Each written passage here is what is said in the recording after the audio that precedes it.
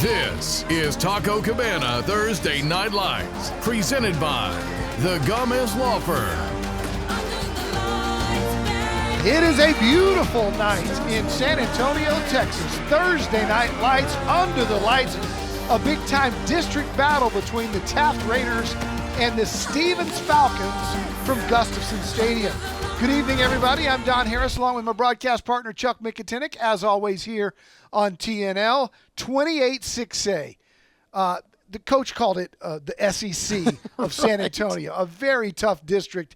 And tonight, Taft and Stevens, two teams who hope to be in the playoff hunt, and you can see they're right there at the top of the district standing. Yeah, Don, for Taft, they felt like that one loss that got away from them. They feel like they're really starting to get their stride right about now. Same thing for Stevens. They were a little bit banged up to begin the season, but you know, the only thing that matters is that 1-0 record in league play, and we got a dandy for you here tonight. Yes, we do. It all starts with the Taft Raiders. They are in our TNL Top 10, 3-1 on the year, 2-0 in district play, and they are led by their quarterback, Tucker Vogel. Yeah, you talk about a guy that's Mr. Offense, right? I mean, look at those passing yards and what he's been able to do there. And then, boy, if he doesn't beat you with his arm, Tucker Vogel is more than apt to beat you with his feet. Already closing in on a 500-yard season, 12 touchdowns overall. Tucker Vogel does everything but drive the bus for these Taft Raiders. All right, as for the Stevens Falcons, Coach Boykin just told me before the game, if all goes well, we won't throw a single pass. And this guy is one reason why. Yeah, Don, Nathan Lopez is a college prospect, and they don't say anything but great things and glowing things about Nathan Lopez, what kind of player he is, what kind of dude he is, hardest worker, college prospect. They've had 9 guys touch the ball this year rushing the football, but make no mistake about it, when healthy, this is the guy that they are going to lean on, Nathan Lopez. Battling through some little things right now, but boy, is he special. All right, we are in the heart of the season, a district game to affect playoff standings. 2 teams undefeated in district. It's Taft, it's Stevens. We've got our Gomez Law Firm keys to the game next.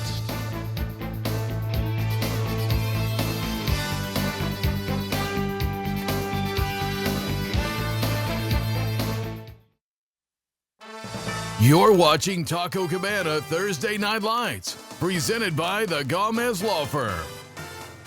It is time for our Gomez Law Firm keys to the game. And Chuck, tonight we start with the Taft Raiders. Yeah, Don, really looking forward to this one. And for Taft, I mean, you talked about how much they love to run the football and throw the football at this school. And they want to be balanced, kind of keep of what they have been doing to this point. So that's that. And then read your keys on defense. You know, this is going to be a tough team to play because of how much the Stevens Falcons likes to run the football. And then they want to get off the field in 3rd and 4th down, make sure that they keep Stevens behind the chains tonight. Their coach, Ricky State, has done a wonderful job there in his 7 years with the Raiders. Super excited. Great for the great opportunity for the program, for the community, for these kids.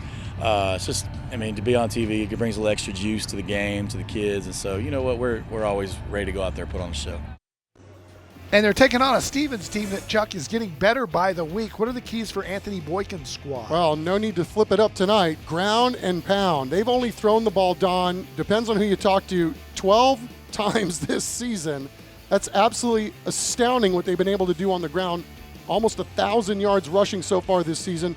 Control the clock, control the game. That's part of the ground and pound aspect of it. And then try to hang with Taft's toughness. This is a gritty ball club, and that's where they get a lot of their victories, just out toughing you. Here's their head coach, Anthony Boykin. You know, we were disappointed in our production week 1, but it's gotten better week 2 and then definitely into week 3.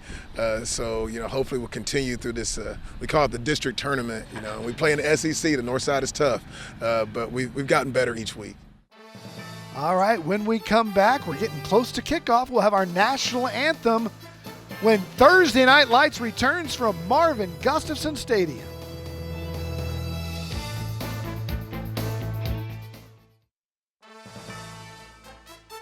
Tonight's broadcast of Thursday Night Lights is sponsored by Taco Cabana, the Gomez Law Firm, Beluga Air, Centro Med, Enroll SA, San Antonio Sports, Valero, San Antonio Zoo, County-Wide Service Company, Christus Children's, ACNowSA.com, Rhino Roofers, San Antonio Ready to Work, Moonlight Ballroom, Air and Plumbing Today, Living Way Church, San Antonio Metropolitan Health District, Premier Pros, IBEW, Vietnam Army Grunt Museum, and Monarch Trophy Studio.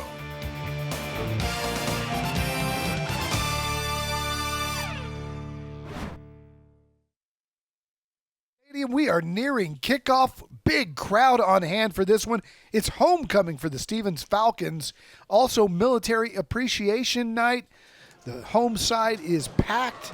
Both teams are on the field, and let's turn it over to our public address announcer.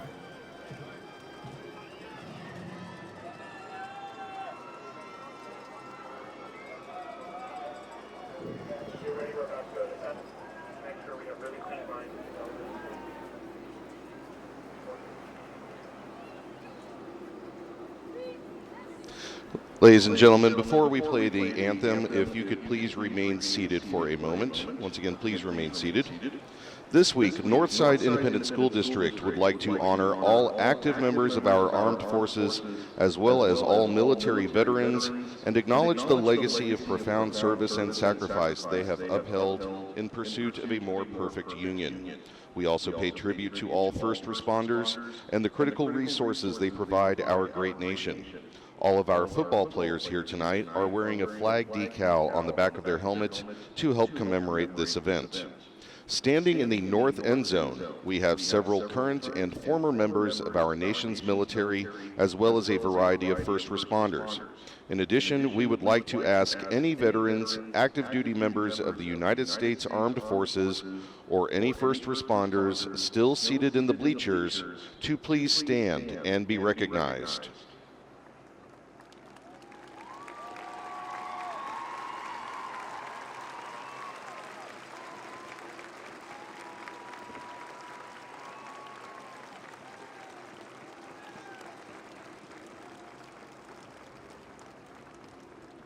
Let us show our sincere appreciation to these veterans, current members of our military, and first responders, as well as to their families. Because of their efforts, our nation still stands strong, our founding principles still shine, and nations of the world know the blessings of freedom. Let us rededicate ourselves to serving them as well as they have served the United States of America. Thank you all for your service.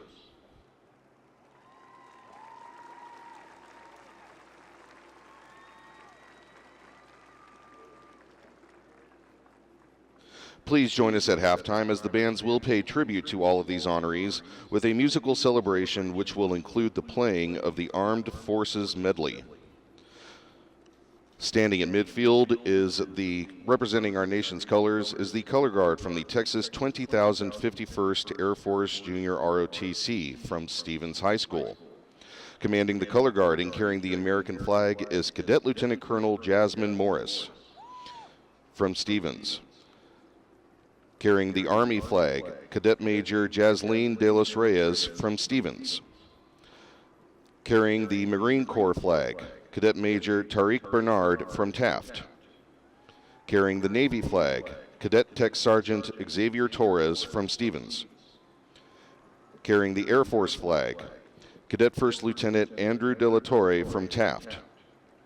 Carrying the Space Force flag, Cadet Captain Kira Rivera from Stevens.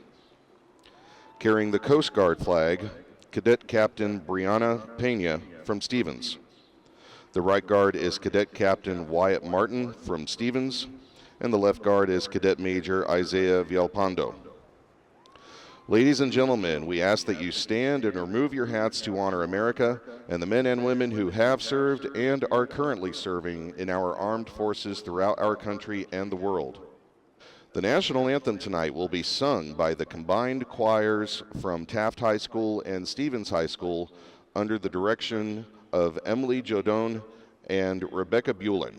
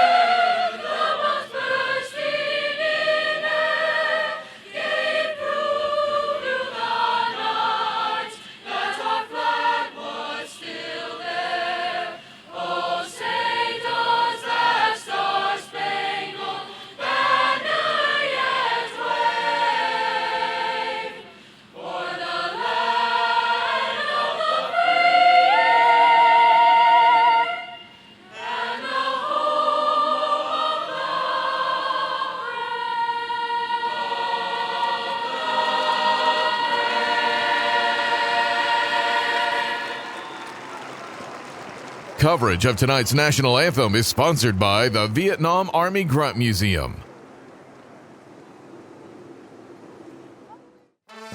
Game Time Weather is sponsored by Air and Plumbing Today. And it is time for our Game Time Weather, brought to you by Air and Plumbing Today. 88 degrees Sunday with a light wind, 7 miles an hour. Just a gorgeous night for football. The humidity has gone down. And I tell you, once the sun goes down, it is going to be a perfect night for football here in South Texas. Yeah, a little breezy down on the field before the game. Yeah, to your point, we've been pretty lucky this year. Not too hot, just about right, and hard to believe we're here in late September and things are starting to really look a little more nice than normal here when it comes to the weather and football on a Thursday night. Tonight's first half kickoff brought to you by Rhino Roofers. Sean Kalaner with the little pooch kick, and it is fair caught by the Stevens Falcons. And Stevens will have it first. JP Zapata with the fair catch, and we will get our chance to see Isaiah Ferris and this run-heavy Stevens offense. As we said at the top of the show, they've only thrown the ball 10, 12 times this year total. Ferris missed a game with injury, but is back, only 5'9", 155. And Coach Boykin telling me before the game, Don, if we do what we want to do, we won't throw it at all. So a heavy dose of Nathan Lopez, number 24. They hand to him on first down. He breaks a tackle. He's got a good game on first down, positive yardage, 6 or 7.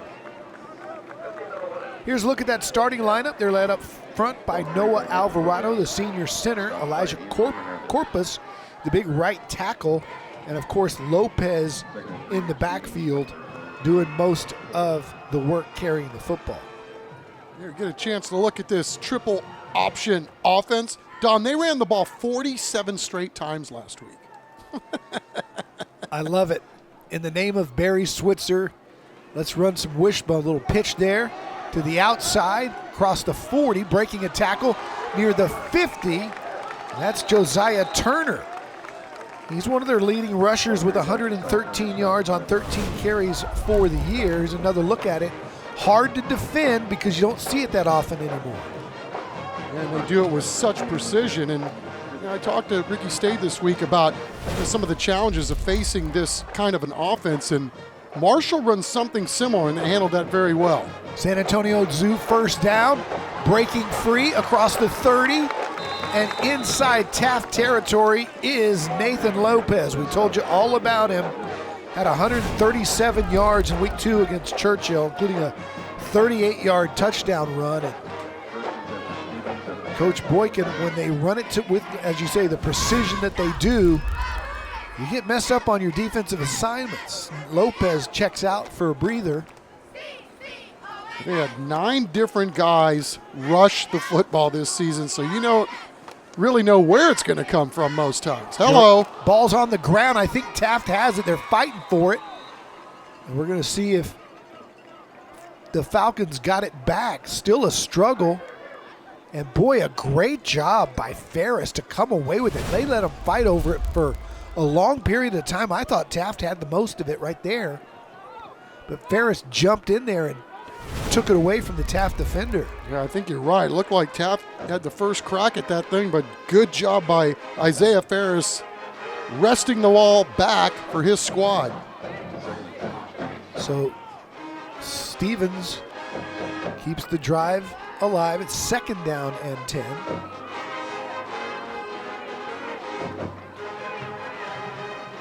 And Ferris keeps. I'm going to have to be careful tonight.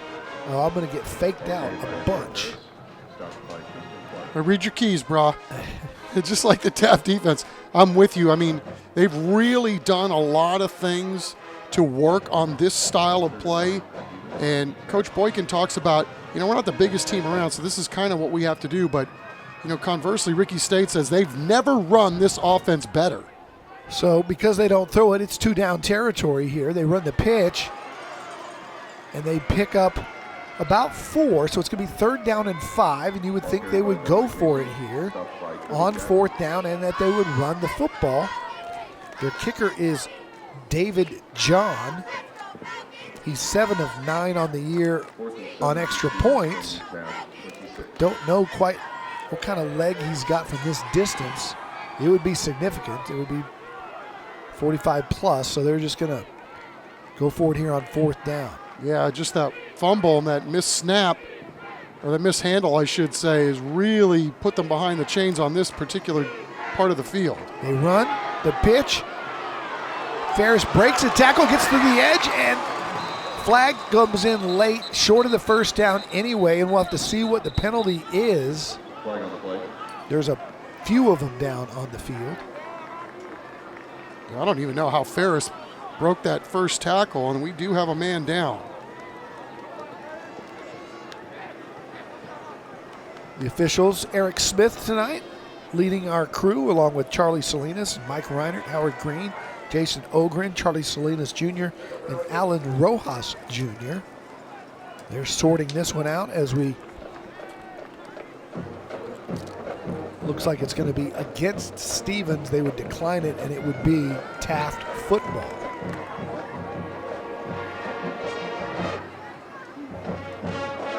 Illegal blindside block. Offense, number 2. The penalties decline. Result of the play. First. And if you don't read lips or couldn't tell what he said, it's an illegal blindside block on Stevens. And it'll go over on downs, as we said. Right there, you could see it. It came from Josiah Turner. And so now the Taft Raiders will get their first shot at it, led by their junior quarterback, Tucker Vogel, and their running back Prometheus Elmore is their leading ball carrier with over 300 yards here on the season. It's a San Antonio Zoo first down, and Elmore's got it, and he's got a little crease in the middle, and he's got a nice gain of about 5. Here's a look at that Raider offense. Francisco Reyes up front is a 3-year letterman, big number 53. Got good size on that offensive line. Ray Foster, a receiver to watch, especially when it comes to return game. They fire out into the flat and complete it out of bounds. That's caught by Kenyon Skelton, one of their leading receivers on the season. Had a 37-yard touchdown against Eagle Pass. There's a big old target over there. They look like they got 2 pretty tall guys on the outside and a slot guy that can move as well. Good enough for a San Antonio Zoo first down. Everything starts with 7, Don, as you took a look at his numbers at the very onset of the ball game. This guy's very, very good in every aspect of playing the position. It's a San Antonio Zoo first down. They hand inside to Elmore. He bounces it. Good pursuit by the Stevens defense, and he's slung down after a short gain. Josh Bullock was the first one there. Josh leads them in tackles with 28 on the season. Coach told me he was a tackling machine. I believe it. Also, all district, all academic. Gotta like that too. Brains and brawn. Second down and 10 for Vogel. Going left. Gonna pitch it. Good burst of speed, but a good defense there as Isaiah Delgado was brought down after a gain of about 2. Yeah, I love seeing guys that are running the football, and then guys that normally run the football like Prometheus going out there, and he clipped 2 guys on that play. Nice job. Anthony Gonzalez, Josh Bullock, Jordan Ortega, all great defensive players there as you saw the lineup. Vogel throws over the middle in traffic, and it's broken up. Nice job was Ortega. 5 tackles on the year, 5'11", 140, came over and did a nice job of ball hawking that and knocking it down. He sure did. I wasn't sure if he'd gotten there, but I'll be darned. Nice angle right there. Jordan Ortega, the junior, knocking it away, and it's the second PBU of the season. 4th down at their own 39. Kalauner lining up to punt it away. Dominic Mason back. Low snap. High kick. And it bounces short as checking up there right at the 40-yard line, and that's where Stevens will have it when we come back. No score, 6:36 here in the first quarter.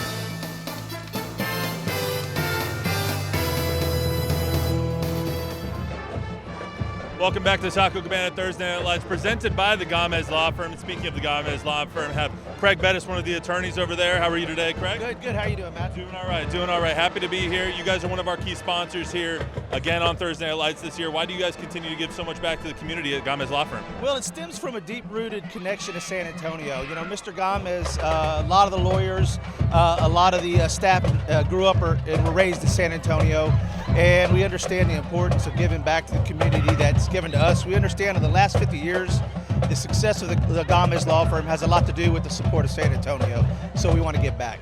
And as well as sponsoring things like Thursday Night Lights, you guys also give a lot of scholarships away through education. Can you tell me a little bit about that? Yes, sir.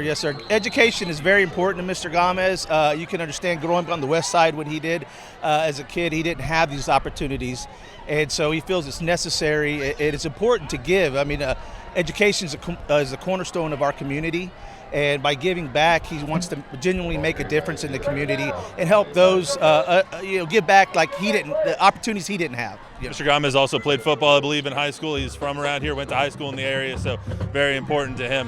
What makes the Gomez Law Firm different than other law firms here? Well, I can tell you that Mr. Gomez only works with lawyers that are like-minded, that are like him, that care about their clients, are passionate about what they do. Genuinely want to make a difference and seek justice. We do personal injury, but specifically catastrophic injuries. So we're dealing with people that have had a very horrible event. So it's important to care and understand what they're going through. But more importantly, our track record speaks for itself. We have a very good track record of making large companies, holding them accountable for their wrongs. All right, Greg, thank you so much. Everyone remember, Gomez Law fights. Send it back up to you guys. We have breaking news. Two things. One, starting quarterback Isaiah Ferris went out with an ankle. His backup, Caleb Ravilla, comes in and completes a pass. Yeah, Boykin checked out of it, had his guy throw a pass, and right on time, and it's a dime. And that rhymes. Across the 40 down to the 39-yard line. Ravilla is a junior. He's a captain, even though he's the backup.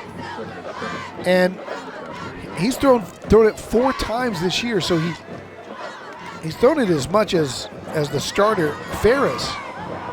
He played the whole game last week, so it's not like he's a stranger to the position. Dive here to Lopez. Only gets a couple, so it'll be 3rd down and long.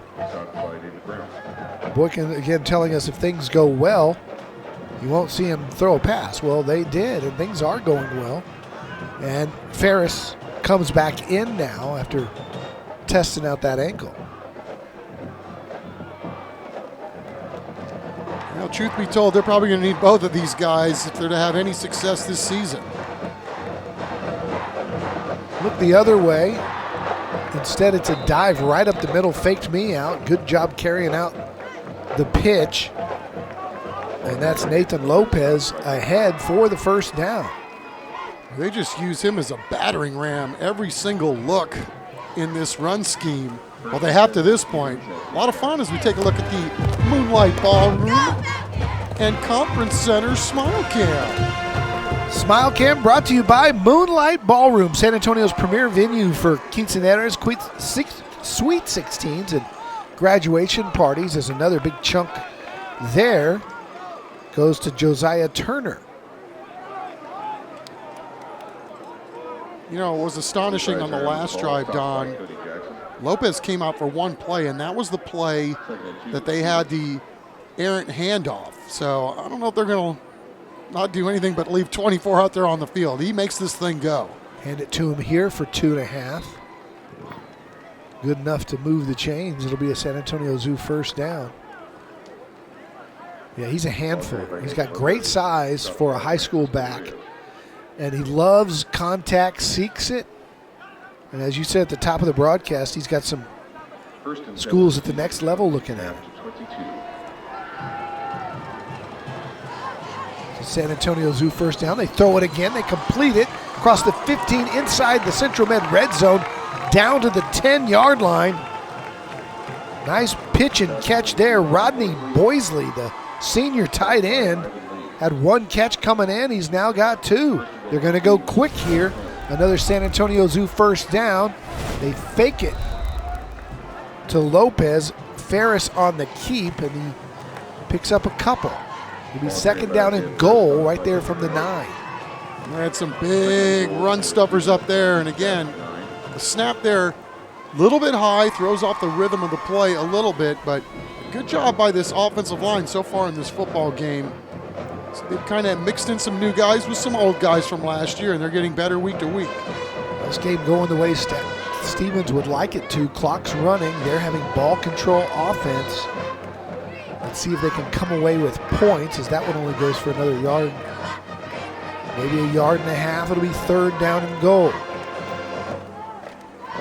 Clock continues to run. The first quarter just flying by, as we would expect that it would with this kind of run-centric offense. They split out Josiah Turner, though, to the bottom of your screen. He's got a size mismatch with the corner who's on him. Instead, they'll pitch it to the outside.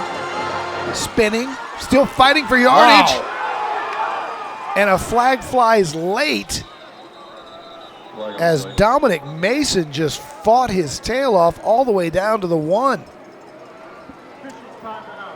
Injury. And they're going to take an official timeout for injury, and we'll sort out what the flag was.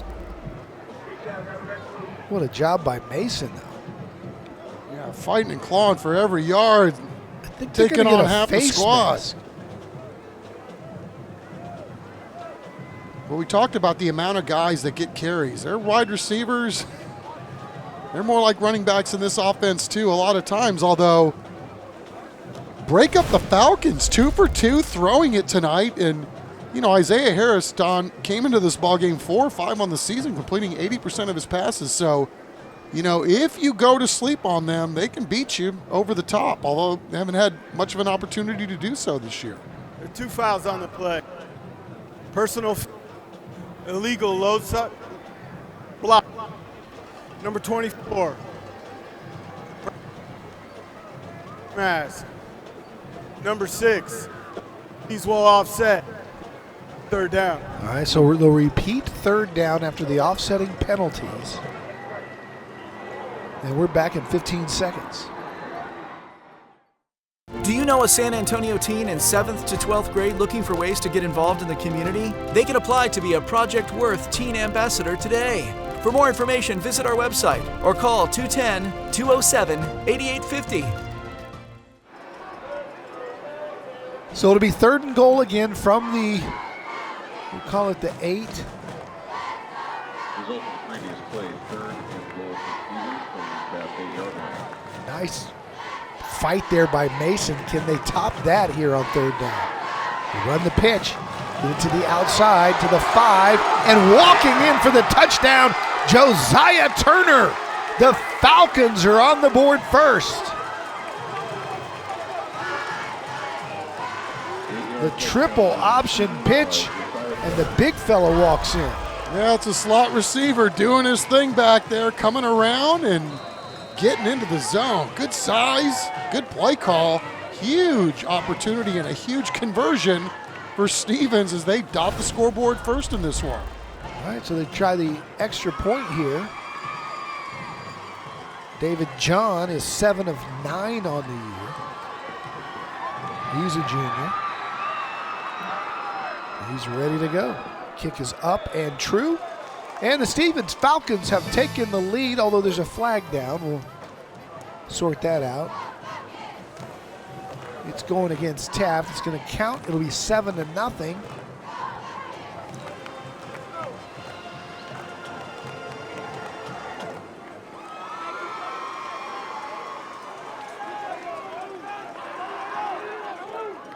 Good job by this crew tonight.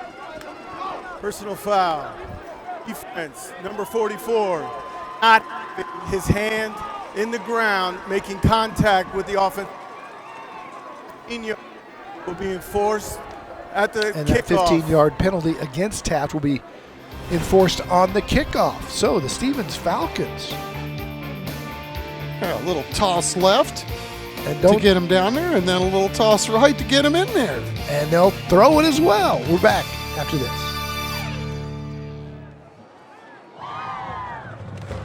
Welcome back to Taco Cabana Thursday Night Lights, presented by the Gomez Law Firm. We're here with our third sponsor of the evening, Beluga Air. Joe Gonzalez, the service manager over there. How are you tonight? Good.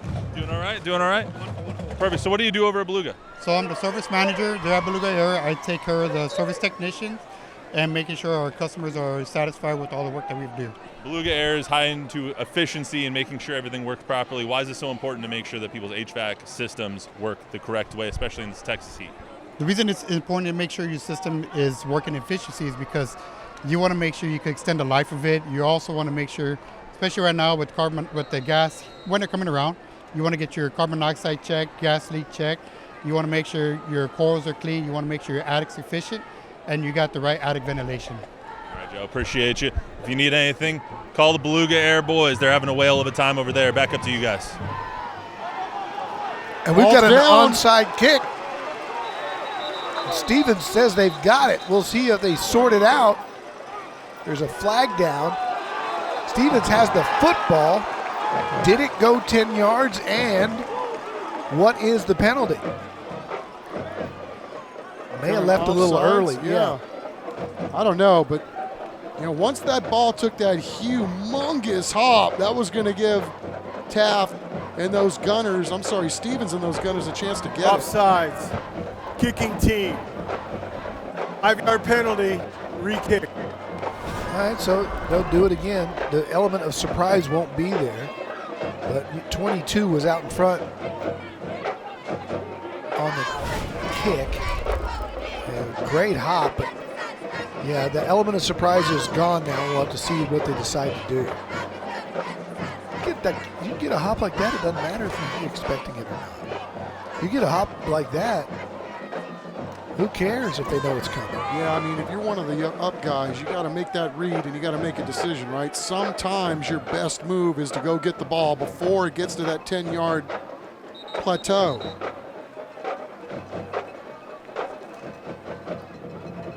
So we will re-kick here from the 50.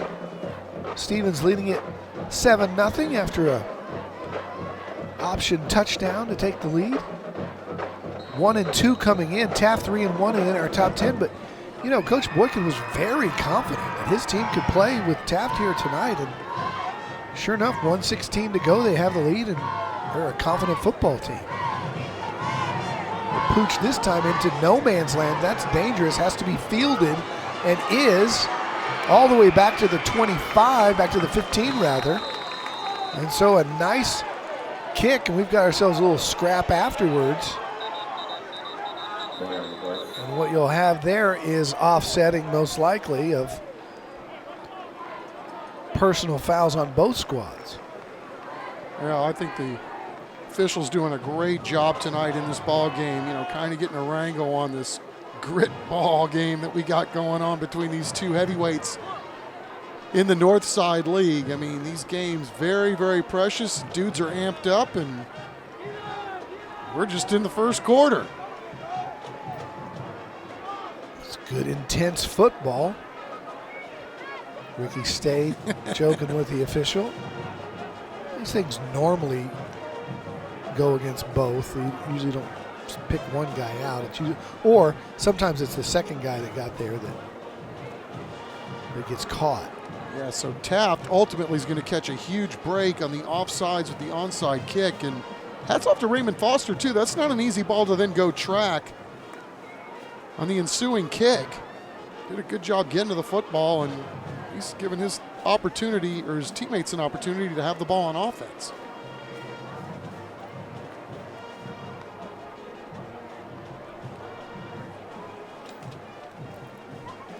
Here's the call from Eric Smith. On the play. After the play, unsportsmanlike conduct. Kicking team, number 6. Unsportsmanlike conduct. Team, number 20. Penalties will cancel. First down. Tap. All right, just as we expected, offsetting penalties. And here's our player profile. We're going to have a bunch of them for you tonight. Prometheus Elmore, best name in the game, and he's one of the best players in town. IBEW local 64-year football letterman, a speedster on the track, and the oldest of 7. So, man, when you got 6 brothers and sisters younger, you got your hands full at home. You see what he wants to major in, too? Yeah, Brainiac. Gotta fire Prometheus. So it's a San Antonio Zoo first down, and they hand it to him here on first down, and he's still running across the 20 down to the 21. Gain of about 6. Second and 5 for Taft from their own 51. Set up second down and 4.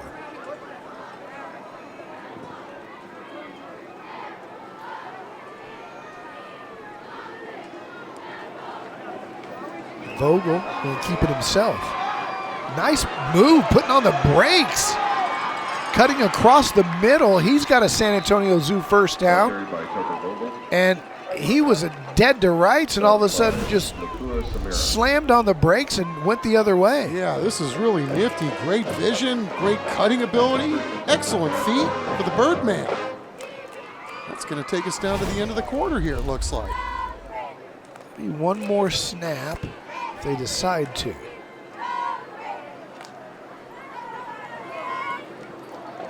And they do. And they hand it to Elmore, and he's got good yardage up to the 40. And that will be the end of the first quarter. The Stevens Falcons lead it 7-0, but the Taft Raiders are moving the football when second quarter action returns.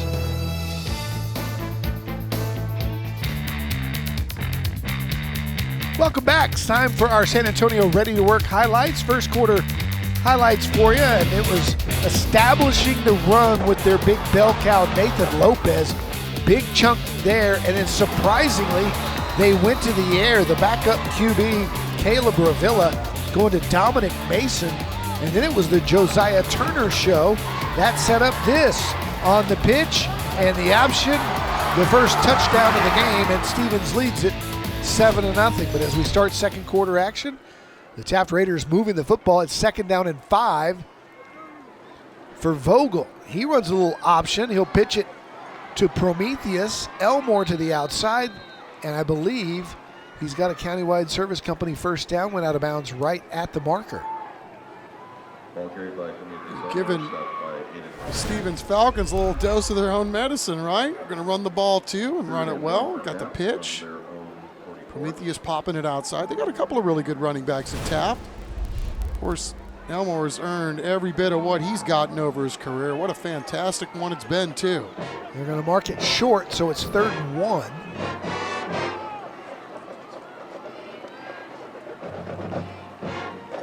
They'll try Elmore again. He's got the first down and more. Good tackle, though, by the tackling machine, Josh Bullock. Man, when Josh hits you, you feel it. You got that right. And this Stevens defense is slowly coming along, too, and finding its legs as we go on through the course of the season. I think, Stevens is a prime example of, you can see a team, what they do during their non-district games to get ready for these big boy games when they get to lead. Elmore trying to get outside. They did a good job, did the Stevens defense, of cutting off the edge, so he turned it back inside just as it was coached. It only picks up about 1. As the Taft defense, the Stevens defense stepping up. Martin Barrett, one of the guys over there, cutting him off. Eli Montez, just a sophomore over there, getting down, getting funky too. It's second down and 9 for Vogel. They draw him off sides, free play. They'll throw it down the sideline, and it's incomplete, but I believe it's going to be offsides against Stevens, and it'll be 5-yard penalty. Well, obviously a very good job with the cadence and getting the big guys up front to jump, but offside. Hats off to a couple of those Stevens defenders back there too. I mean, that was the old fire drill play, and second down. Corner and safety having none of it. Manuel Angel, the junior, back there and had some help. Taking a look at Anthony Boykin. He's done an outstanding job at Stevens, one of the great coaching leaders in San Antonio. And just an outstanding leader of men as well. An outstanding example growing these guys up. As Vogel looks to throw it, goes down the sideline. That ball's intercepted. I don't believe the foot got down. And a really fantastic play on the ball back there by Stevens' corner. And that was Lucas Samara, but he just missed getting his foot in bounds. Yeah, just a smidge, but very athletic play getting over there. And he was one of the guys that didn't bite on the home run play the play before, too. So, the guy's hawking balls right now.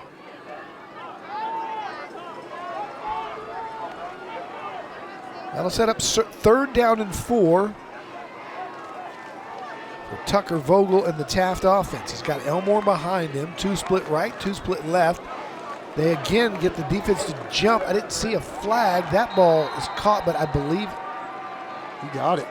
Right there on the 40, and there's going to say he got a foot down.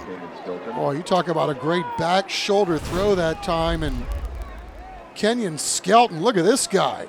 Talk about good feet. Drug that left leg. What a great move. That's good enough for a countywide service company 1st down, except they're talking it over. Oh, wow, I thought he got it. Looks like we're waving it off. Incomplete pass. Looks like he got Plaxico Burris out there wearing 17. Result of the previous play, 3rd and 4 for Taft from the Stevens 47. Did the center move early? Or are they calling it incomplete? They're calling it incomplete. Watch the left leg. Yeah, you got them both in. And they don't have the benefit of replay, so it's 4th down. Taft wants to talk it over and take a timeout. Ricky stayed, thought his guy got it down. We'll take it with him. It's 4th down for Taft when we come back.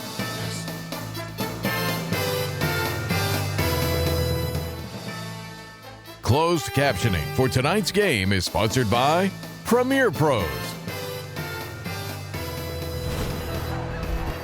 So the Taft Raiders, after a very close call went against them, Skelton making a catch on the sideline. They deemed him to be out of bounds, so they'll be 4th down and 4 near midfield. And it's Vogel in the gun. He fakes the handoff, keeps it himself, dives ahead for the countywide service company 1st down. Well, first order of business if you're going to do that, and what a gutsy call on 4th down, right, to keep it on the ground. And Don, they ran and they triple teamed big number 90, Caleb Ned, the sophomore. This guy is going to be something else. Well, he already is something else, but man, think about what he's going to look like in 2 years. They tripled up him and went right at his spot. Hardy has an offer from UTSA as just a sophomore, 6'2", 215.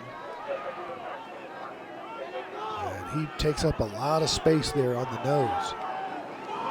1st down and 10. Straight ahead, Gail Delgado on the tackle. You can see how Taft likes to run their offense too. I mean, they've had a lot of success throwing the football this year, obviously. I mean, Vogel's throwing the ball at a 66% clip, but everything goes off the run for them as well. That's why not a surprise here that we're just flipping through this game as quickly as we are, especially with these teams picking up 1st downs at the rate that they are. 2nd down and 7. They run it again to Elmore. A short gain of about 2. It'll be 3rd down and about 6.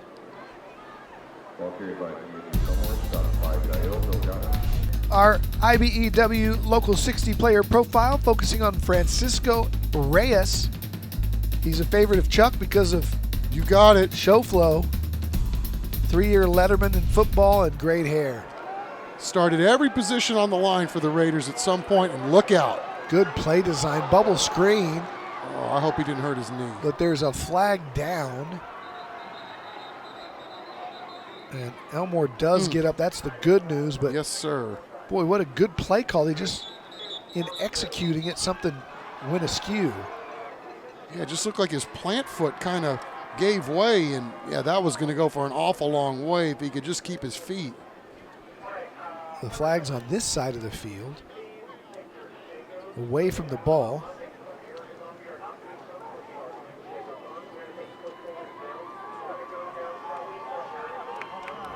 Defense, number 18, 5-yard penalty, 3rd down.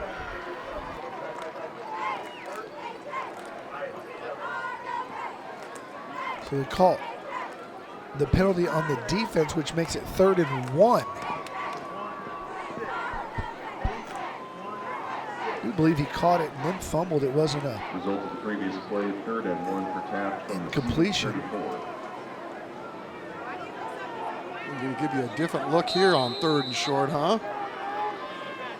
Full house backfield. Now they come out of it.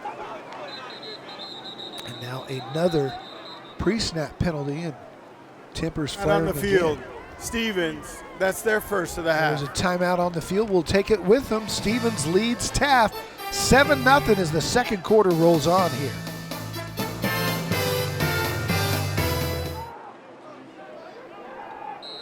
We are back. It's our Moonlight Ballroom Smile Cam as we get back to action, and they're breaking free. They're going to call him down as Vogel came out of that pile. I don't know if his knee ever hit the ground, Don. He gets pushed forward. And he's never still up. hit the ground. Wow. Ricky State is going to look at this tape and that catch and then that play right there and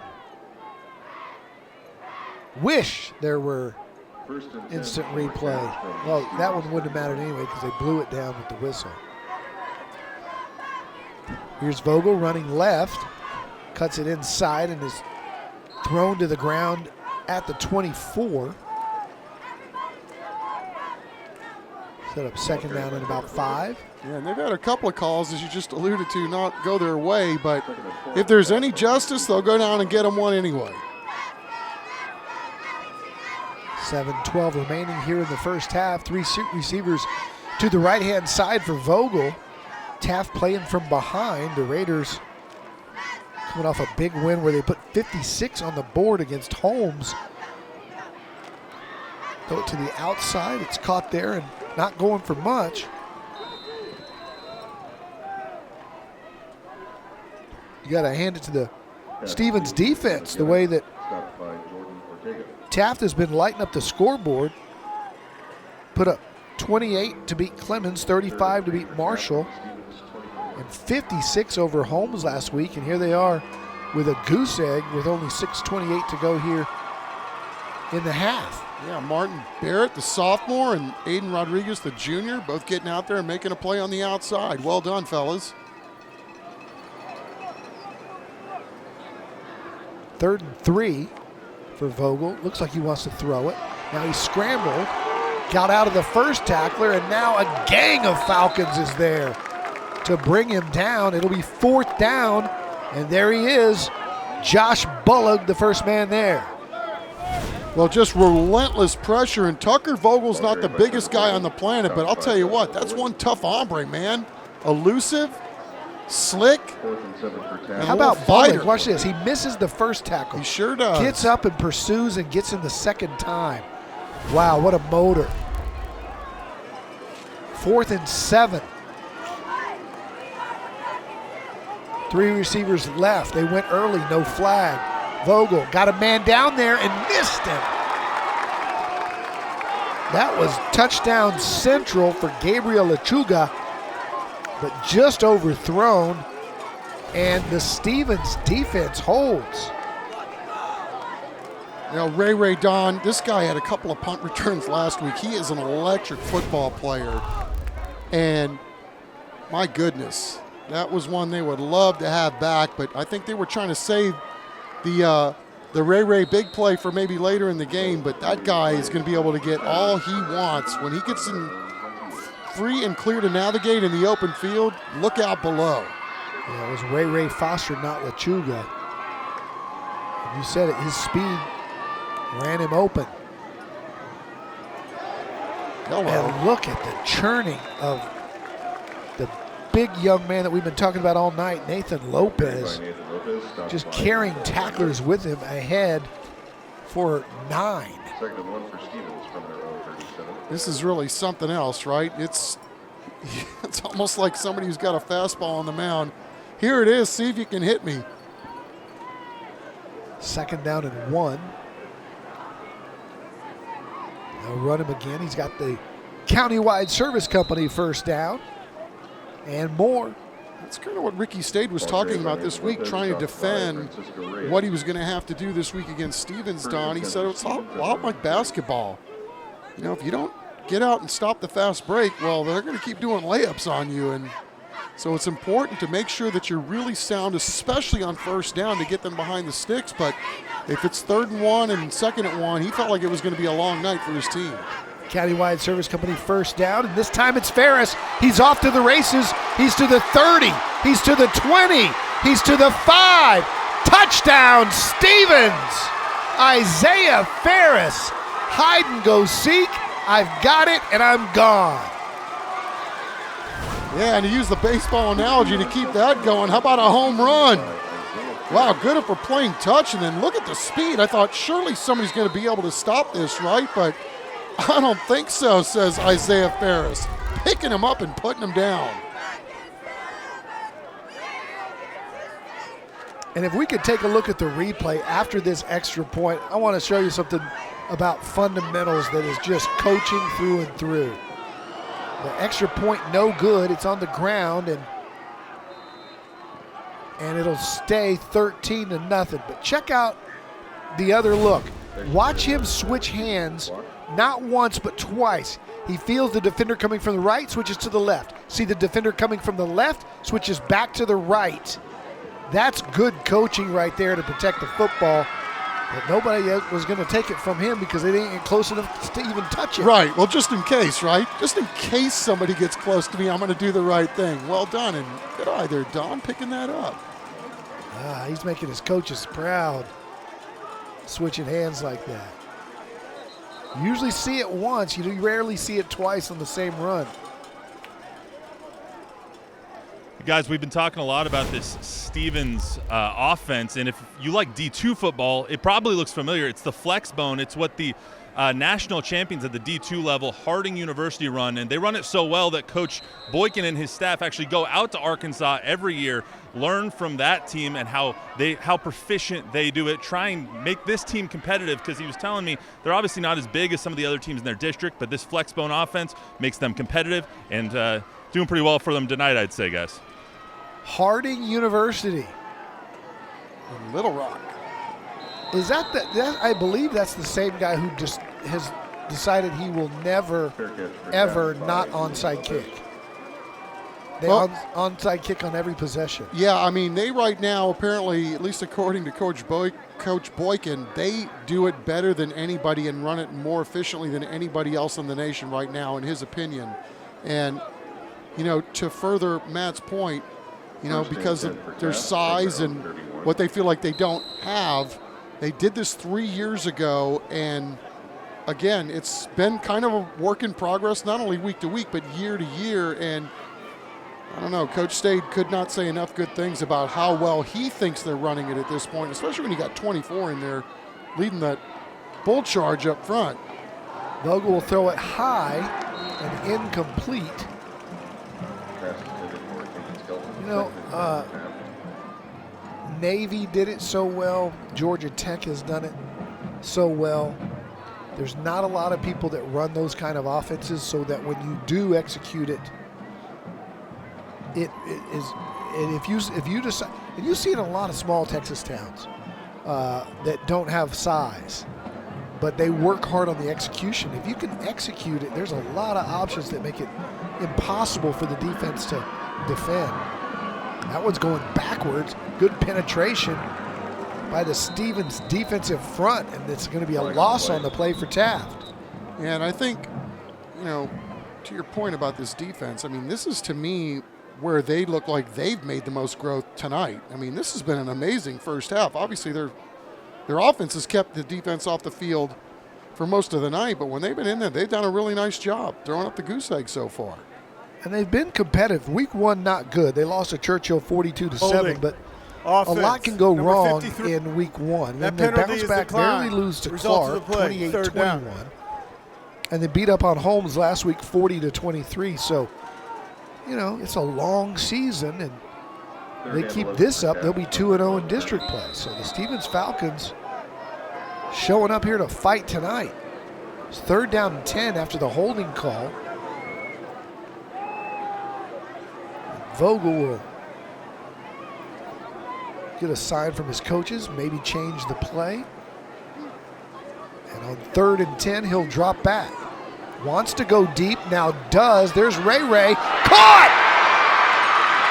He's brought down inside the Central Med red zone, the speed that you talked about, Chuck. Raymond Foster, Ray they call him, and 2 returns for touchdowns last week, and his speed is just too much to handle. Yeah, big play Ray, and like I said, that's one of those guys, man, that's all you can eat if that's the route you want to go. He's just got that kind of speed. Elmore trying to get outside, and he's brought down for a loss, and here's another look at it. And it's just speed and patience by the quarterback Vogel. Got him in a great dime in single one-on-one coverage. Well, it's so funny. Coach Stade was talking about they hadn't had a punt return, Don, in the 6 years that he'd been coaching at Taft, and he's got 2 in the last 2 weeks from Ray. So they have come in bunches. Can the Raiders get on the board here before halftime? 2:44 to play, and 2nd and 15 after the 5-yard loss. They run a new back, not Elmore. That's Isaiah Delgado, the junior. His first carry, and he's coming up a little gimpy, limping off. Yeah, very versatile guy, and he's been a very good player for these Raiders.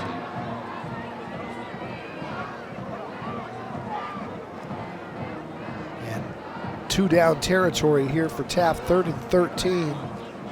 You would think they would go for it if they don't come up here with the first down. So maybe the coordinator's thinking 2 plays here. Ball's on the ground. Vogel's trying to make something out of nothing, and does. He's still on his feet. Vogel to the 15, to the 10. Touchdown, Vogel! Talk about stick-to-itiveness. That play was blown up, and that young man just wouldn't give up.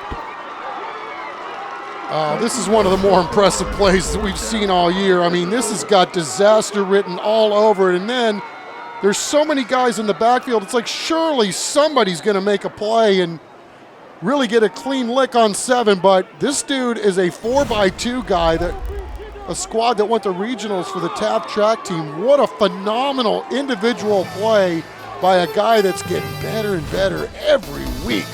Ryan Vogel, the Birdman, on TNL, showing out.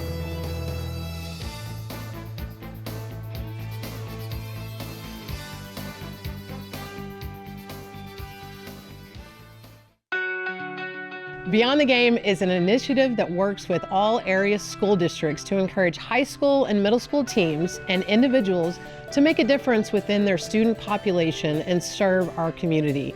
We know that students who participate in team sports are setting the foundation for their future in the workplace by learning teamwork, unselfishness, and respect.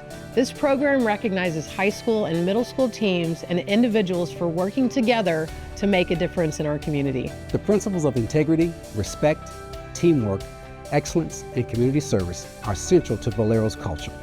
We are excited to team up with Beyond the Game to honor students who are dedicated to making meaningful contributions on and off the field.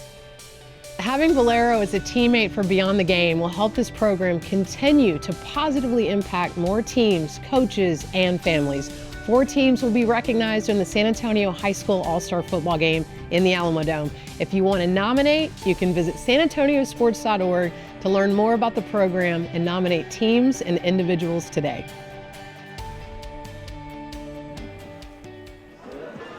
Tucker Vogel, the man of the hour. Just an impressive play.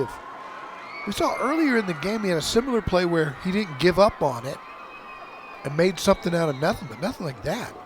Well, you know, and you talk about getting a spark from somewhere, Taft really hasn't been that bad on offense tonight. They've had some calls obviously go against them, and, you know, they've had a couple of miscues that have kind of set them back or put them behind the chains, but, you know, when in doubt, get your dude to make a play, and maybe that'll spark them. Great, tremendous individual effort to cut that score in half. And we're back in 15 seconds. Hey San Antonio teens! Are you looking for ways to share your voice, creativity, and ideas on ways to positively impact the community? Become a Project Worth Teen Ambassador. For more information, visit our website or call 210-207-8850. So the Stevens Falcons have a minute 38, 2 of their 3 timeouts. They're a run-heavy offense. This is what I'm interested to see, what a 2-minute offense looks like for a team that doesn't throw the football. And they'll hand it straight ahead to their big guy who's still going forward. Got already a nice night for Nathan Lopez. Over 50 yards on the night. Tell you what, it is getting gritty down in the trenches with these two teams. Hello. Guys knocking out their own guys, man. Big Dakota Perkins laying the wood there late as he was struggling for yardage. 275 pounds is Perkins. 1 minute to go, 2nd and 4. 2-year starter is big 88. Good penetration, and that play is blown up. First man there was Tristan Clark, the junior linebacker. He's so fired up his mouthpiece is flying out. So is the big fella Perkins. Yeah, big run stuffer. There he goes, 88 in the backfield. Look out below. Stevens will burn one of their 2 timeouts here. 3rd and 10. And this might be a chance where you just want to get to the half. Hey, one of the high school bands featured on TNL this year is going to win a $5,000 band grant. It's all based on your votes. Scan the QR code on your screen or visit the cw35.com/station/contest. You must be 18 and live in our viewing area. The $5,000 band grant is sponsored by Christus Children's. 49 seconds to go, and you're in a tough spot here because Taft still has a timeout. They can burn it and get the ball back if you're not careful with really good field position. So a little strategery going on between these two coaches. 3rd and 11 for Stevens. 100%, right? Field position mean everything here late in the end of the quarter. Good misdirection. They are going to let it fly. Got a man down there, caught, and it's caught short of the line to gain. We'll see where they spot it. They're going to spot it. Lead to Rodney Boysley, stopped by Ivan Lee. Good enough for the Countywide Service Company first down. Yeah, we're going to have to talk to Coach Boykin, man. When they want to throw it, they're just right down the field, man. And that just first down might have done nothing but keep the ball away from Taft. They're going to kneel it here and get into the half, but that first down was key because of Taft would have had a chance to block a punt, get the ball back with about a minute left. Instead, we'll go to the half with Stevens leading Taft 13-7 on a good TNL district battle here in 28-6A. What else would there be? Right? And stick around. Centromed halftime show.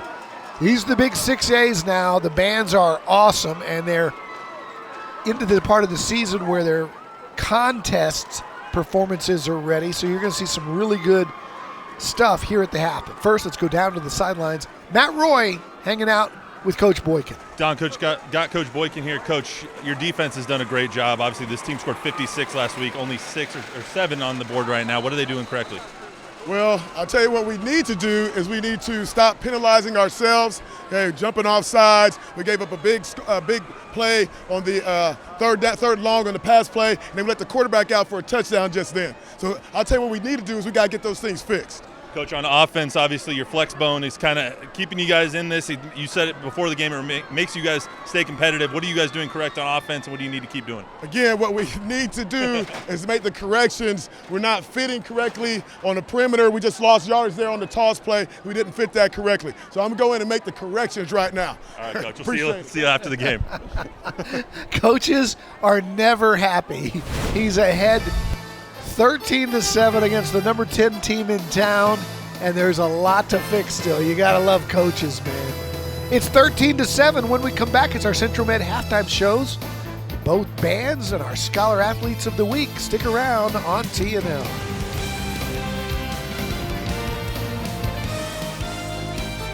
Tonight's broadcast of Thursday Night Lights is sponsored by Taco Cabana, the Gomez Law Firm, Beluga Air, Centro Med, Enroll SA, San Antonio Sports, Valero, San Antonio Zoo, County-Wide Service Company, Christus Children's, ACNowSA.com, Rhino Roofers, San Antonio Ready to Work, Moonlight Ballroom, Air and Plumbing Today, Living Way Church, San Antonio Metropolitan Health District, Premier Pros, IBEW, Vietnam Army Grunt Museum, and Monarch Trophy Studio.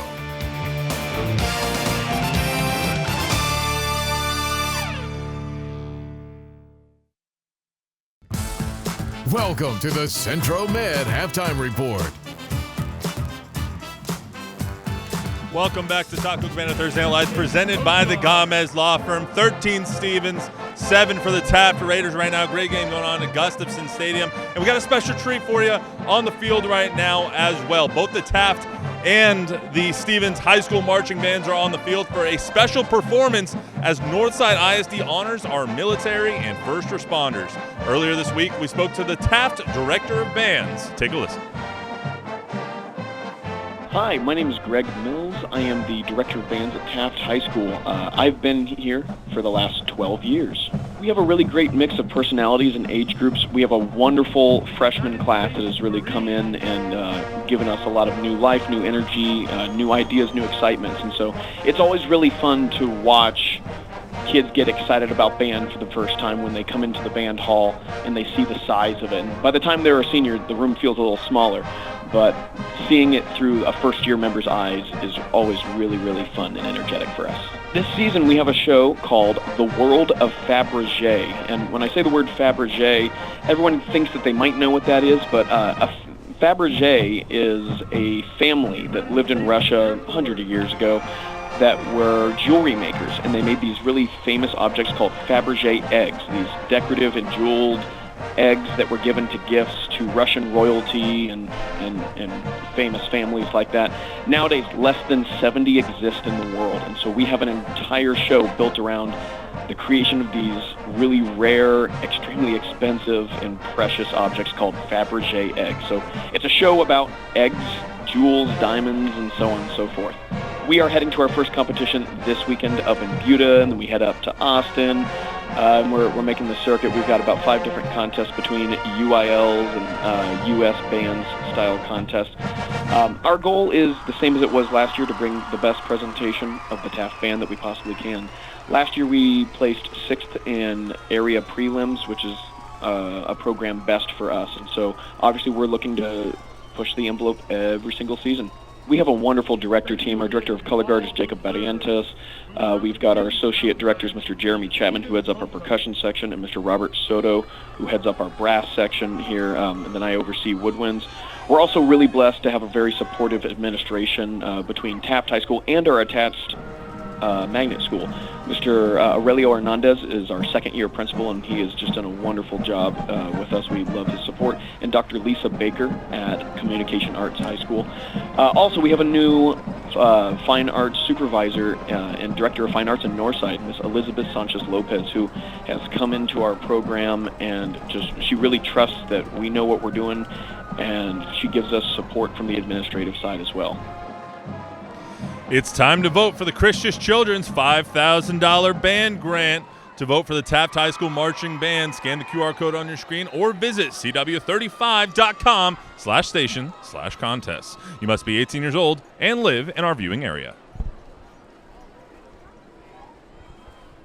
San Antonio middle and high school athletes are doing great things for our community. San Antonio Sports and Valero are shining a light on teams and individuals who model key values through their actions. This week, we salute 2 schools whose community projects demonstrate beyond the game values. The Canyon High School cross-country team spent a Saturday volunteering at the Stars and Stripes Half Marathon 5 and 10K to help keep the runners hydrated and cool throughout the event. Members of the Churchill High School boys basketball team hosted a boys basketball camp this summer for more than 60 campers, developing their knowledge and passion for the game of basketball, plus conducted drills to improve their skills. These athletes demonstrated the beyond the game values of integrity, respect, teamwork, excellence, and community service. San Antonio Sports and Valero salute high school and middle school coaches who inspire their athletes to serve others. Parents, teachers, and coaches can nominate teams and individuals that go beyond the game.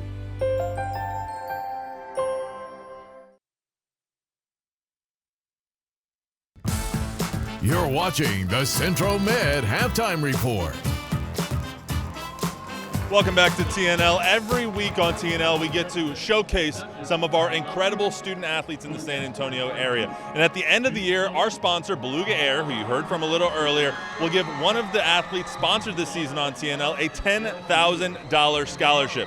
Our David Chancellor introduces us to this week's Scholar Athletes from Taft and Stevens. Jaden Keeler is always on the run at Taft High School. I work out around 5 to 6 times a week. I try to rest in between days, go to things like recovery places whenever I can. He's a varsity football player who's really good, and yet he's even better at track. Do you consider yourself to be a football guy who runs track or a track guy who just happens to play football? I'd say I started off as a football guy who ran track, but now I've switched to more a track guy who plays football. He won region last year in the 300-meter hurdles, which to many is the toughest event in track. Your legs are pretty heavy. You just got to push through. It's a mental thing. You just got to give the rest you got. Don't leave anything else on the track. I started freshman year, still new-ish, still picking it up. A lot more to learn. Do you think you'll be a track athlete in college? Yes, sir. Currently looking into going to college for track. He hopes to run college track, and with a 95 GPA, grades won't be an issue. He's an AP student in the Honor Society who just happens to be the youngest of 6 children. He may not be anybody's big brother, but he's a role model to many. I do try to be a role model for other kids who may want to hurdle or be in sports, or maybe they just want somebody to look up to as a senior. Carolina Vargas just loves sport. She's a 2-year varsity player in volleyball who made that a goal long before now. When I started playing, it was just I would look to the older girls and I was like, oh my gosh, that's what varsity is. That's what I want to be. So eventually when I got to my junior year and had the summer, working all summer, for all that. And so it was just it was a relief because I was a junior, and then it was just wow, I've made it. She also qualified in the regional meet in the shot put, and she serves as student trainer for all sports teams at Stevens High School. I'd like to say time management, even though I'm a very big procrastinator. Yes, be honest. But no, it's a lot. It does tend to be a lot, especially having to make eligibility checks, like school and all that. But at the end of the day, it's something that I really love to do. So I'm going to like make time for everything. She sees sports medicine in her future, and she's got the chops school-wise for that thanks to a 95.7 GPA. She's also got the heart. Carolina loves to volunteer, especially events like toy drives and reading to elementary school kids. I'm the youngest of 3. I never really had like my sibling. Like my 2 brothers are older than me, and they have like, and I've grown up with their kids. So I guess that's where it's kind of like developed from. And I've always just like, I'm a very nurturing, like I like to take care of people.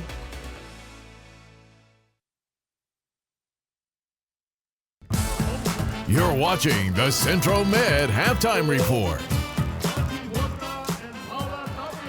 You guys just got into breaking news. Monty Horta, the homecoming court king here tonight. Homecoming night here at Gustafson Stadium. Obviously, you see everything going on here at Gus. Stevens homecoming night, and they are putting on a show on the football field as well, up 13-7 over Taft right now. And the Stevens High School Marching Band is on the field performing for their homecoming celebration. Earlier this week, we caught up with the director of bands. Take a listen. My name is John Dominguez, and I'm the director of bands at Stevens High School, and I've been here since 2005, since the school opened, so this is my 20th year here at Stevens. The band's been doing a great job this year. They're growing. Every year since 2020, we've been growing back in numbers, and we're the biggest that we've been in the past 4 years.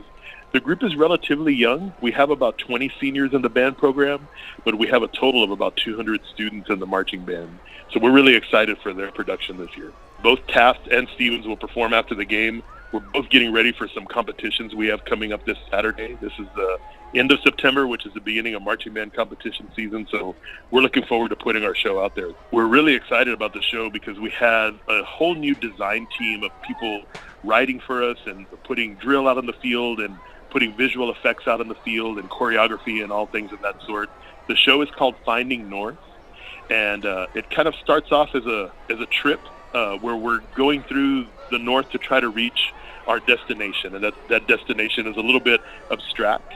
But along the way, we have some hiking that we do kind of through the show. The music will portray that. The slow ballad movement kind of simulates us seeing the Aurora Borealis, the Northern Lights, which is really a cool effect. And then we end up through it with a triumphant musical ending as we find north and find our compass and our way home. We really love the Stevens Band family. They do a great job in supporting us, and that family includes, of course, all the directors and staff that we have, the designers that I mentioned earlier. We have a wonderful, big group of hardworking parents that do, they just bend over backwards for us. And, of course, the students are fantastic. They work very hard. They stay humble. They have a lot of pride in what they do, and they carry themselves with a lot of character and integrity, and we're really excited about the culture that we have here. And we appreciate everybody that's helped establish that over the past 20 years. To vote for the Stevens High School Marching Band, scan the QR code on your screen or visit cw35.com/station/contest. You must be 18 years old and live in our viewing area. Thanks again to Christus Children's for sponsoring this year's $5,000 band grant.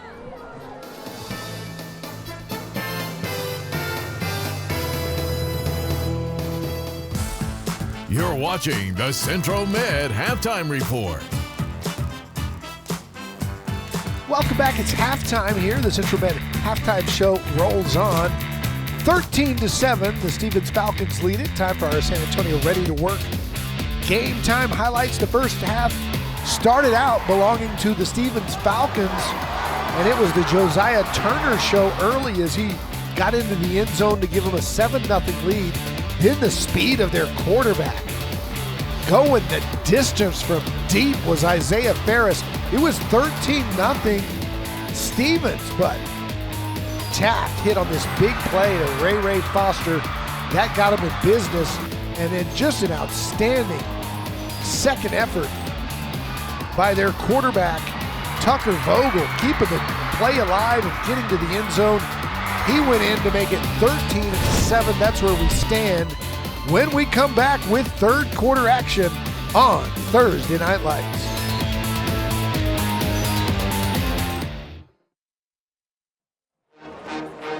The Taft Relentless Raiders back on the field here, trying to get back in this football game. They scored before the half to make it a one-score game, and they do get the ball first here in the second half. And Chuck, for all the talk about this maybe being a mismatch coming in, the Stephens Falcons have bowed up and shown they're getting better each week. Yeah, records can be deceiving this time of year because, everybody's kind of a work in progress, trying to build up to what's going on in league play. And as we said at the onset, the only thing that matters is what's your record in district, and both of these teams come in unblemished in that regard.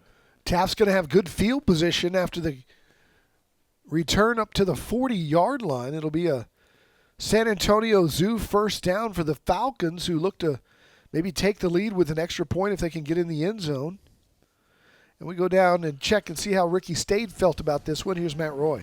Guys, it was really interesting. The Taft Raiders were in the locker room until about 15 seconds left in the half. Usually you get a little bit of time to warm up, get ready for the second half, but they were getting talked to, making adjustments until the very last second. Coach Stade said they've got a lot to fix in this second half. He knew they were going to come out slow against this flex-bone offense, but they got a lot to fix to win this game. All right, we'll see if their offense can move it like they did at the end of the first half. Tucker Vogel, the junior quarterback, joined in the backfield by Prometheus Elmore. He's gotten a lot of carries tonight, and he gets this one, and he has good yardage on first down, up for about 4. And flag on the play. Had a really clean game last week on TNL. This one, lots of penalties.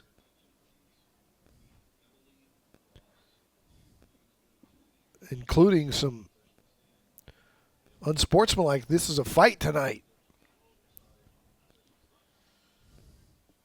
10-yard penalty. First down. That's the kind of penalty that just kills a coach.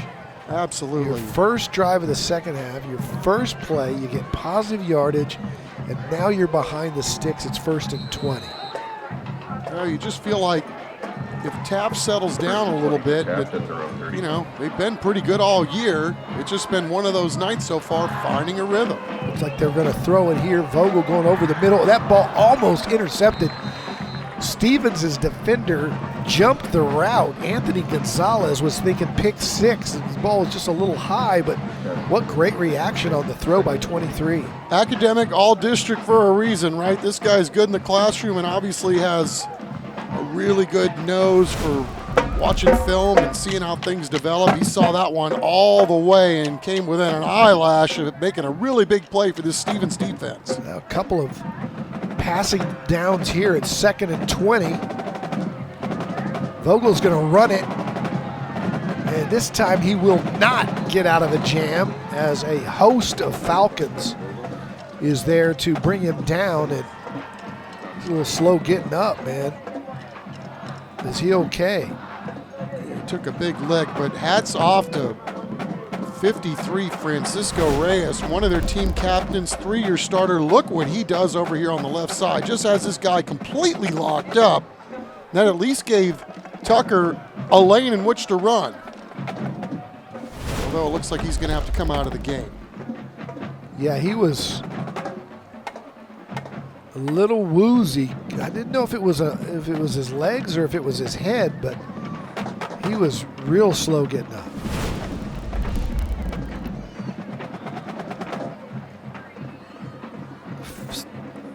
Oh, he rolled over on his neck. Yeah, that looked painful.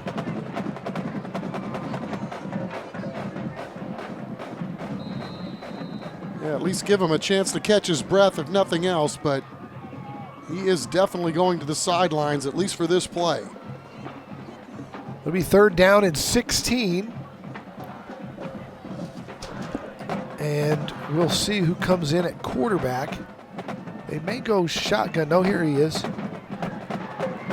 Gavin Gutierrez is in on 3rd and 16. First snap for this kid, and he is eaten alive. A loss on the play. And guess who? You got it. Josh Bullock again. Seems like every time they need a play, that's the guy who makes it. Yeah, you got Big Ned up there in the middle. You got a McGarity over there that's pretty good. And Josh Bullock, this guy had 100 tackles last year, complete stud. Talk about a guy seeing a play before it happens. And Ricky Stade throwing his junior quarterback right into the fire on the first play that he gets into the ball game. So Taft has to punt it away, and this is a good kick. Stevens will field it in a mess. That was a gutsy play there by Dominic Mason. A lot can go wrong when you try to do that, but he held on to the football. And Stevens will have it on their own 41-yard line for the first time here in the second half. We're back in 15 seconds. Do you know a San Antonio teen in 7th to 12th grade looking for ways to get involved in the community? They can apply to be a Project Worth Teen Ambassador today. For more information, visit our website or call 210-207-8850. It's a San Antonio Zoo first down for Isaiah Ferris. They run it up the middle, and breaking free is Nathan Lopez. He's got another San Antonio Zoo first down as the Stevens offense, a little bolstered by what Bullock did on D. They come out breathing fire here on their first play. And he's a handful to bring down, but Quincy Harper doing a very good job of doing just that, or that was going to be a lot bigger play. And give it to him again, and this time only about 2. And you could feel the intensity level absolutely ratchet up on both sides of the football here on this drive. So I wonder if Matt's listening in. He may know, he's the player X knows. When you run this option, does Lopez know that he's getting on that quick-hitting fullback dive, or is it the option of Ferris to pull it at any time? So I was talking to Coach before the game, and he said they basically just read a lot. You're reading multiple players on the defensive line. You know how usually on a read option you're just reading the D end. On this one, they're reading the D end, they're reading the backer, they're reading the opposite D end, because they're just going straight up the middle. So your fullback knows that he's either going to get it or he's going to have a block. So it's up to Ferris to pull it or to let go? Pretty much. It depends on the play call as well. Sometimes they'll pull off the option, and they'll just go with that fullback dive, that halfback dive with no option. Ferris is handing it off 100%. But many times, I would say the majority of the time, it's up to Ferris really about what they're running here. Well, here he goes. He keeps it, and he's got the first down, and he's got more. Ferris off to the races, to the 10. Touchdown, Stevens Falcons. Isaiah Ferris' second long one of the night, and they add to the lead. It's 19-7 with the PAT still to come. Well, great job by Matt Roy breaking it all down for us, and I went with the ball carrier Lopez. I thought he was going to get it, and too many of the Raiders guys saw exactly what I did, and Isaiah Ferris, man, you give him an inch, he's going to take a mile. What a burst. They're going to go for 2 here, up 19-7. They split out 2 to the left, including Josiah Turner on the inside slot, and Taft blows it up, so it'll stay 19-7. Ferris a little slow getting up, but I think he's okay. Meanwhile, we'll have to check in on who's going to quarterback these Taft Raiders on the next drive. We're back. It's 19-7 Falcons.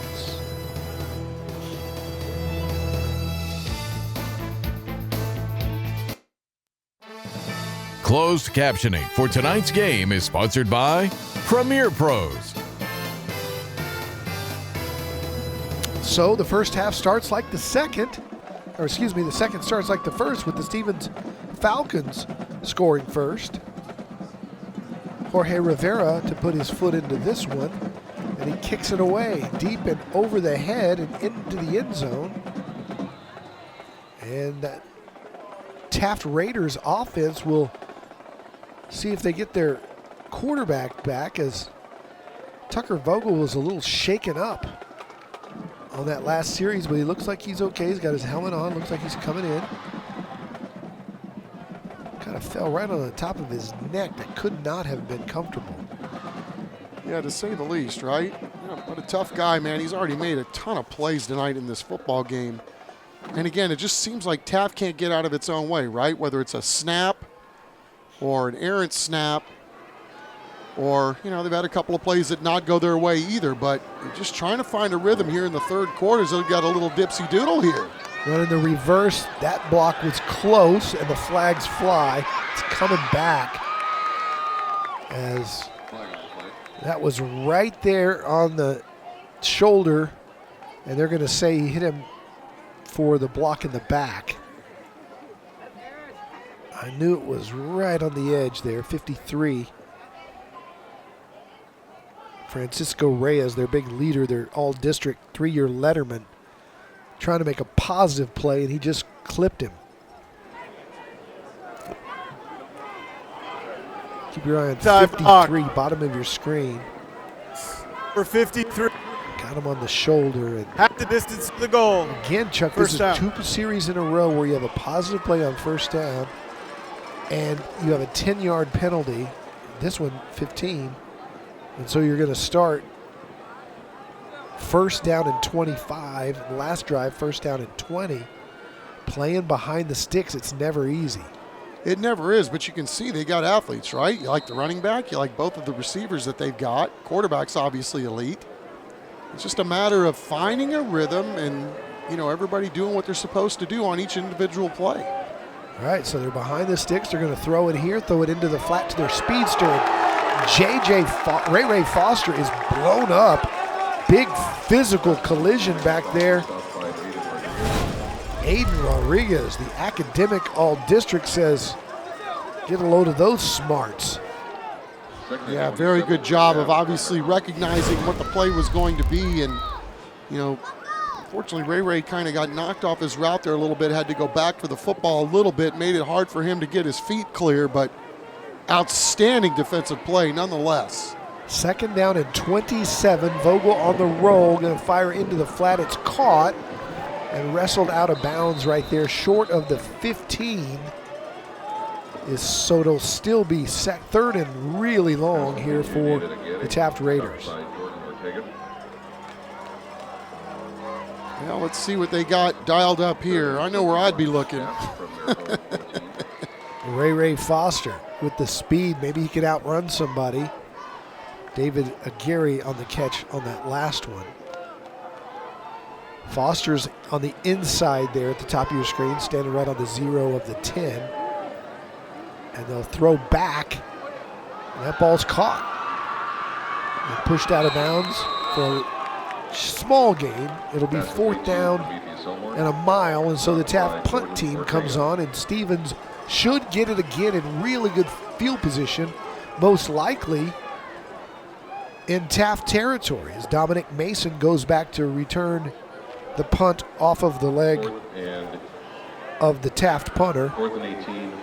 Martin Barrett, just a sophomore, can't say enough about the job that he did right there. You talk about recognizing a play, right? I'm looking at 10. I'm thinking, okay, just throw a deep one to him, but they were trying to set up a screen, and Martin Barrett had none of it, man. Saw it the whole way, 47. Good-looking kid, too, big. That's going to be a delay of game as the Taft Raiders had a substitution. Offense, number 47. 5-yard penalty. Communication fourth down. Confusion there. So that'll back him up even further. And Ricky Stade, just you see him shaking his head. He's trying to figure out what's going on with his squad right now. Yeah, dude, they've been elite the last 3 weeks. I mean, there's a reason why these guys are in the top 10. But again, I mean, it's driving them crazy because they're just self-inflicted wounds here. Big punt, spiral turns over, backing Mason up, and Mason is going to fight forward to the 45-yard line, but Stevens will have it inside Taft territory with a chance to increase their lead. Third quarter action rolls on here on Thursday Night Lights.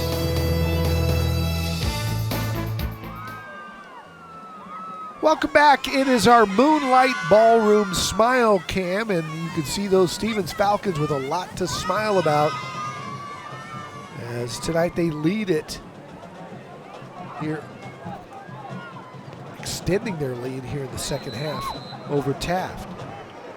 And I think we just saw the new Rowdy the Raider, a new mascot for Taft, as Bulling forward is Nathan Lopez for a couple yards here on first down. There you go. What do you think, Chuck? I like it. Rowdy the Raider. Looks dapper. The suspenders and everything. Got to work on the hands a little bit, but Rowdy's not going to play wide receiver. And there's the Falcon. Nice bow. On homecoming night. Homecoming, got that mum on. Giant mum. 2nd and 7. I'm faked out, camera's faked out, and it's a loss on the play as Ferris went backwards for about a yard. It'll be 3rd and long. Barbosa and company making a play here. 99 coming to clean up, but outstanding job rallying to the football. Anthony Gonzalez, senior DB, first guy to get there. Again, not an easy guy to bring down, man. I'll tell you what, Isaiah Ferris, heard he was questionable coming into this game, got nicked in the Clark game. He has been electric tonight. How about this, 3rd and a mile? Look at this, it's going to the house, almost. It might still, all the way inside the 5-yard line is Nathan Lopez. 3rd down and 8, you run a tight bunch run and you break it for 50. Unbelievable. They're gonna go quick. And touchdown. There's a flag down. Nathan Lopez got in, but there's a flag down, and maybe they didn't get set trying to go that quick.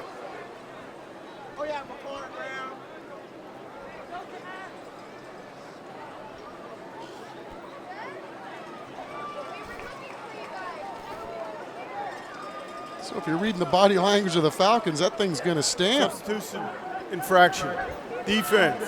More than Taft 11. didn't substitute that fast penalty enough. is declined. They Result declined of the the penalty. play. Touchdown. And look at this.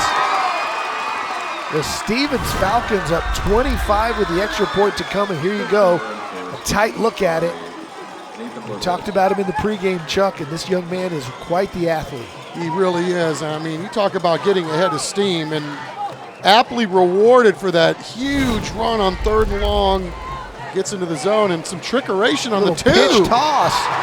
Got one down. It's good. Anthony Boykin going into his bag of tricks, and the Stevens Falcons with all the momentum in the world here on the 2-point conversion.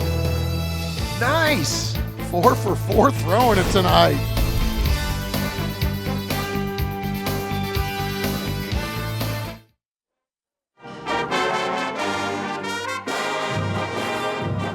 Dads were there this morning. Maybe that's what fired them up. Pep rally on homecoming. The home side is packed here tonight. And Stevens came into this one 1-2, taking on a new T&L top 10 team in Taft. And if you looked at this on paper, you thought, Taft's really good, Stevens really struggling, but that didn't tell the story because Stevens has gotten better each and every week. And you can tell they're fired up on homecoming. Great crowd here tonight on T&L. There really is. I mean, this is packed on the Stevens side. Of course, you expect a little of that for homecoming, but I think this Stevens bunch is really excited about the football team that they have this year. I mean, it's kind of steady as she goes, and they're really putting on a show on both sides of the ball here tonight. George Rivera with the kick. It's one of those short ones. It's fielded, and a nice job on special teams by number 42 for the Stevens Falcons. And that is Sylvester Price getting down there to make the tackle. Here's one of our IBEW Local 60 player profiles. It's Quentin Cooper of Stevens. He's in the Reed program. He's in the FCA. He's a track letterman. He's a 2-year letterman playing DB for the Falcons.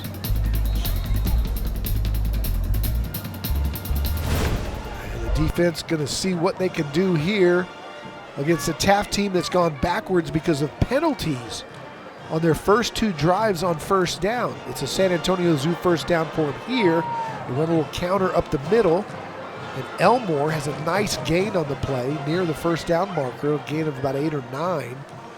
No flag there, so Ricky State's got to feel good about that as they get this drive off to a nice start. Yeah, Elmore, you can tell, man, this guy is elite. What nice feet, great vision, and good job by the fellas up front. Reyes, Soto, Manning, McDougal, and Schrold across the offensive line. You got somebody that's down. Got a Taft Raider down on the far side.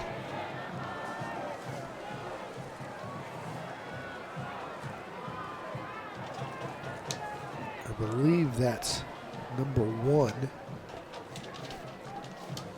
And if so, that would be Isaiah Delgado. And we'll step aside.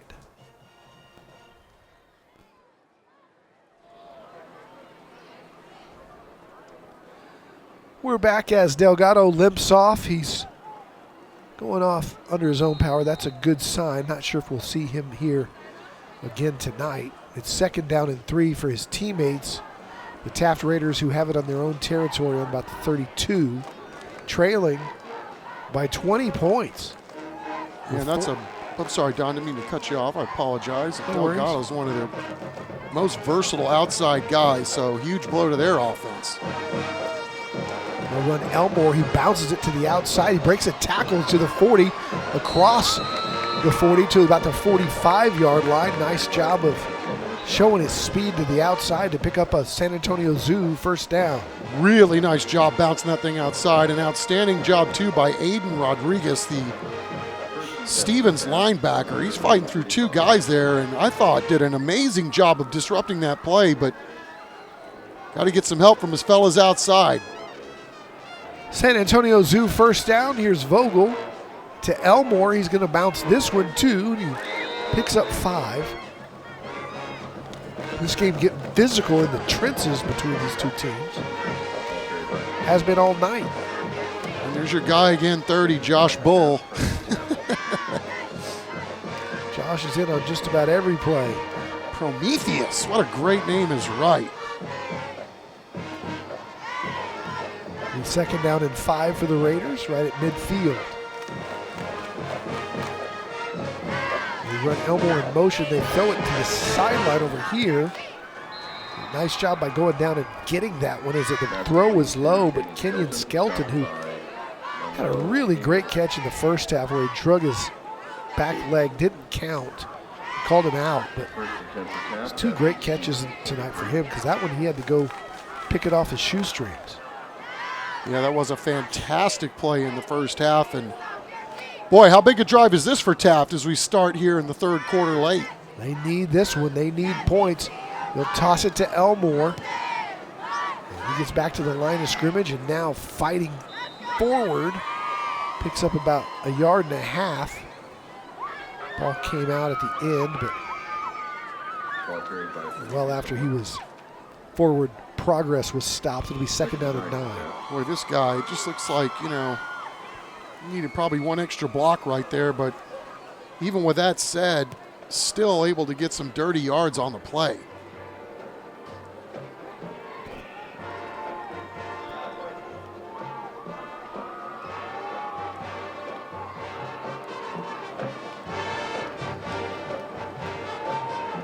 On a roll, Vogel throws it and off the hands of his intended receiver.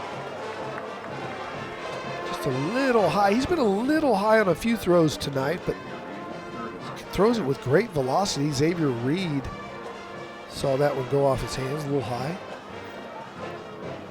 Yeah, as you can see, they like to get the ball around to a lot of different guys, and I think that's been, pretty much the difference in the ball game tonight is that when Taft is throwing the football, they've had a hard time connecting downfield on some of these throws, and Stevens, they haven't put it up much, more than they normally do, but they have been absolutely perfect through the air as Stevens wants to get a timeout here on 3rd down.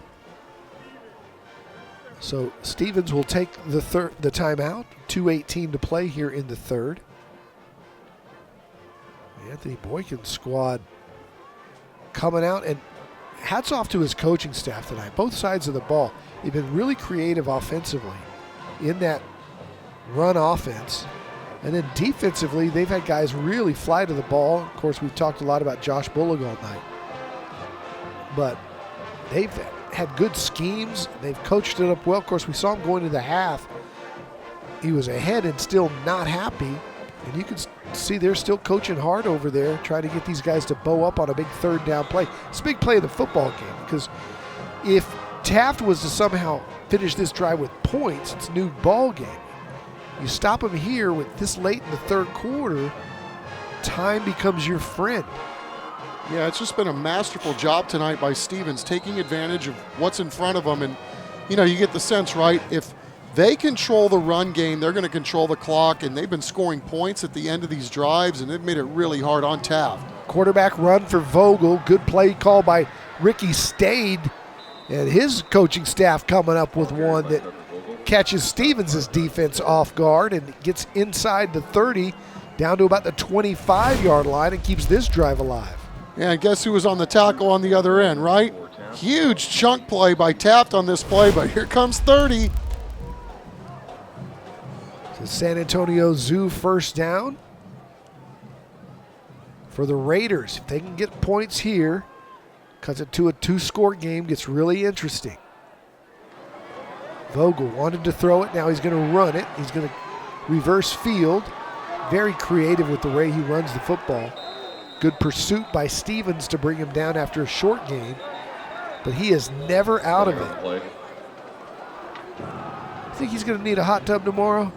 Yeah, he's not the only one, man. I see a lot of guys that are really bringing their A game tonight, including 30, man. What a fun guy to watch play football. But, you know, overall, the Stevens defense is just, every time they seem like they've got an answer, right? You think he's going to pop it outside, and there's a couple of guys staying at home. Face mask, defense, distance to the goal. Automatic first down. All right, but a big face mask call here will give them half the distance to the goal. And they go inside the Central Med red zone. They'll spot it. Let's see where they spot it. They'll be able to get a first down or not. It's outside the 10, so yeah, they'll be able to get a first down inside the 1. They go to Elmore. Elmore might get in right here, and does. Touchdown, Taft. Prometheus Elmore bounced it and just flung himself to that goal line. Prometheus, the god of fire. Said he's a trickster too, was Prometheus. Once saved by Hercules. I did not know that. Prometheus doesn't need any saving, I can assure you. What a fun guy to watch the football, and boy, did Taft need that. So it's 27-14 as we near the end of the third quarter. Anything can still happen here in this one as Elmore goes in, and Taft able to convert a couple of big third downs on that drive to get right back in this football game. Yeah, a lot of good blocking out there in front too for the Taft Raiders. Xavier Reed throwing a block, and how about Ray? Little guy out there mixing it up with the big fellas. Gotta love it. Taft needed it, and they got it. Good body control by Elmore to make sure he put the ball over the goal line. And Stevens will try to answer now with that run-heavy oriented offense, which is a huge advantage if you have a big lead in a football game and you can run that thing and run clock. Taft fakes the onside kick.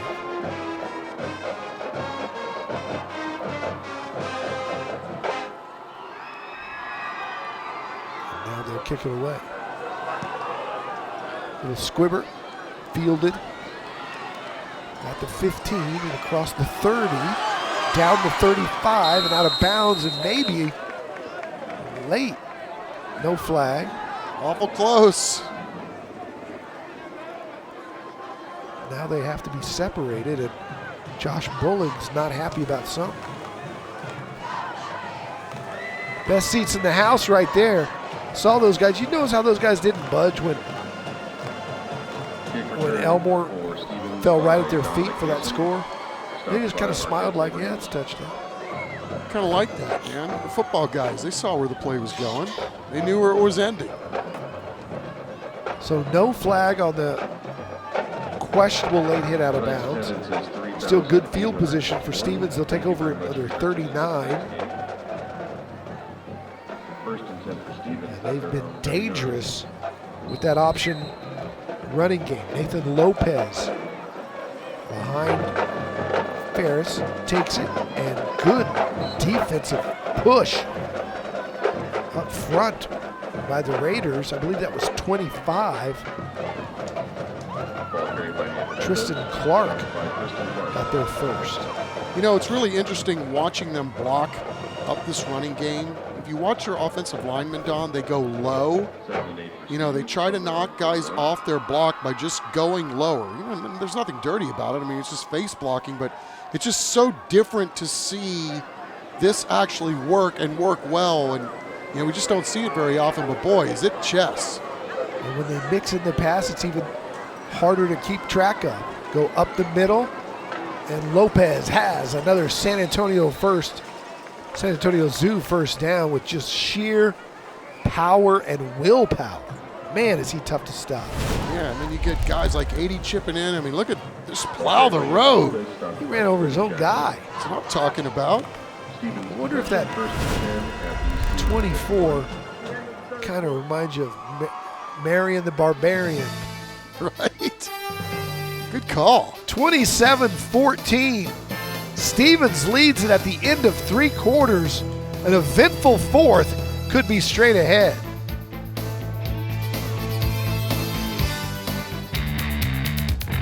It is time for our San Antonio Ready to Work third quarter highlights. A lot of action here in this one in the third quarter. Ferris got it started with his second long touchdown of the game. Stevens with a little pad after Lopez went in. They were feeling pretty good, especially after this 2-point conversion was completed. But then Taft gets right back in it. Prometheus Elmore getting to the corner. And that cuts it to a 2-score game, 27-14. As we start fourth quarter action, Stevens has the ball first and 10 right at midfield. And they go to Lopez, and this time Taft says, no, sir. And the Raiders bow up. Chuck, you get the sense that Boykin might be setting something up here. Going to Lopez over and over and over, and all of a sudden you pop something with that option. You could do that, or, you know, I think too, you know, where we're at in the game as we wind in on the fourth quarter. And the goal here is you got to get 3 or 4 every play and keep that clock moving, and then obviously get some points here at the end of it. Finish the game. Second down and 9, and breaking free. Lopez across the 30 down to the 29. Cuts it up. And we've got stuck helmets at midfield. These two guys right there in the middle of the field, their face masks got connected. And the both of them had to take off their hats. We hadn't seen that. It just goes to show you what kind of a physical ball game we've had in the trenches here tonight. It's a countywide first down here in the fourth quarter. As Lopez on the night now goes over 150 yards on 20 carries.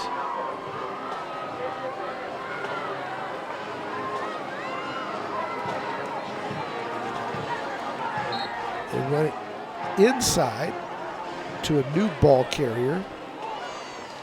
Ivan Lee. Carried by Joel Zertuche. Is it 3? Joel Zertuche.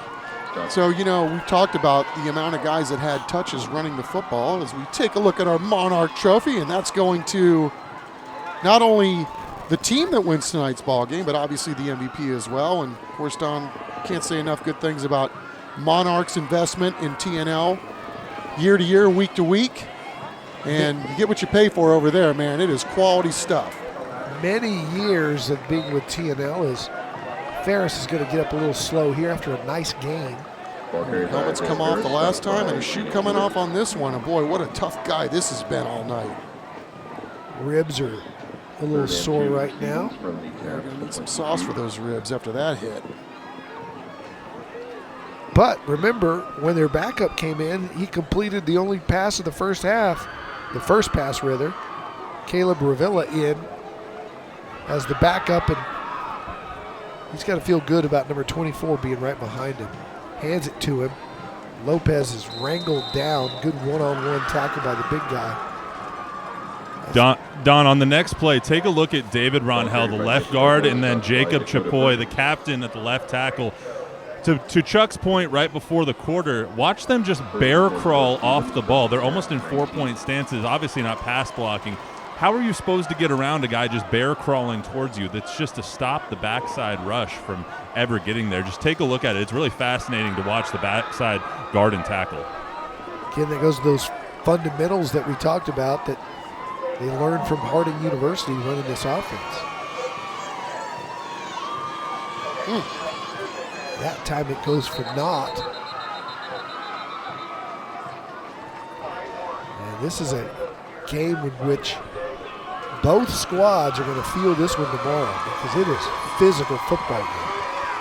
Yeah, they're running out two different guys now, obviously because of the injury to Ferris, but Caleb played really well last week, and it's not like he hasn't seen the field before, but good to see good old 11 back in there. He's earned the right.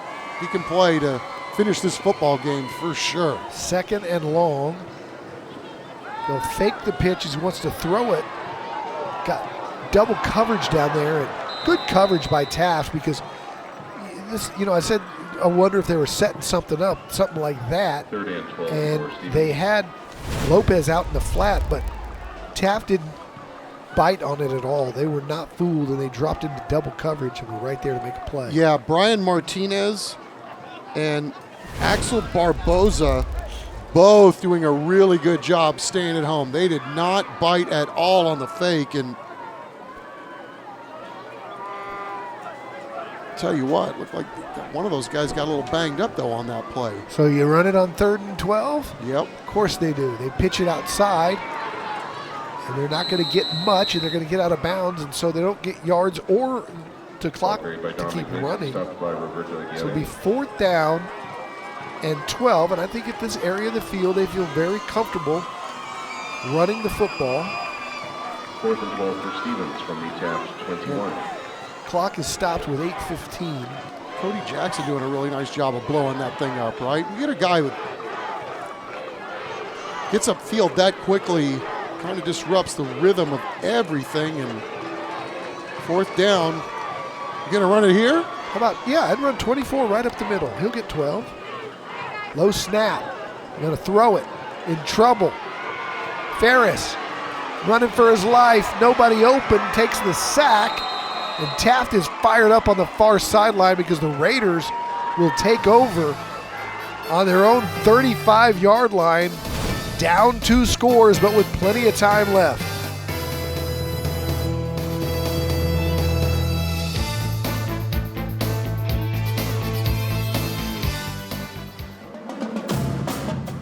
Our Moonlight Ballroom Smile Cam out at the Taft Pep Rally this morning. Taft also fired up, not their homecoming, but still the Raiders with a lot to cheer about this year, the 3-1 record. And a really good football team as you're seeing here tonight, but they've got their work cut out for them here in the 4th quarter, down 2 scores. Taft 3-1 after wins over Clemens, Marshall, and Holmes. And the kids were up and at 'em this morning, excited about tonight's ball game. Well, not insurmountable, right? They got weapons. They may have to play a little differently here. Needed to stop, got to stop. Now it's time to play complementary football. Trips to the left-hand side, bring a man in motion, and here's Vogel on the keep. And Vogel has a nice first down gain of about 7. It'll be 2nd down and 3. Now the clock is the biggest enemy of the Raiders, who need 2 scores. So they'll go quick here on 2nd down with the clock running. Vogel with 67 yards on the night and some spectacular runs at that.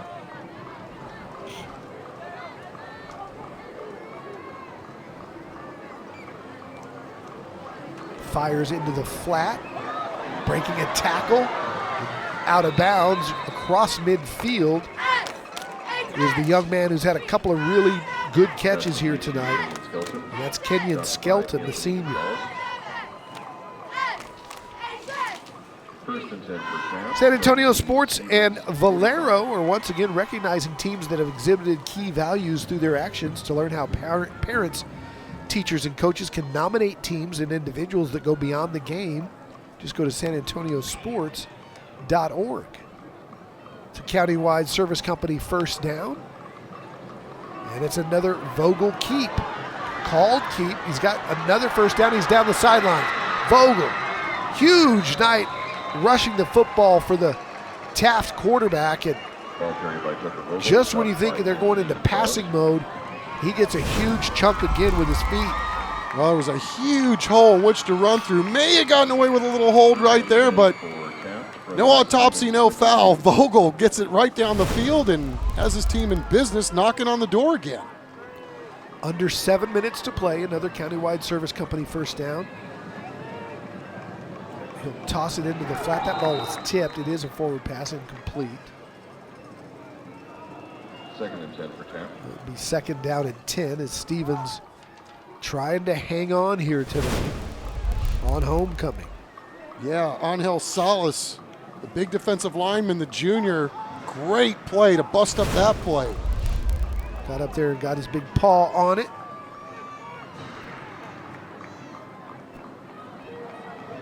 Man in motion for the Raiders, a little option here. And guess who? The quarterback's going to take it inside the 5 down to the 4-yard line. He's just impossible to tackle.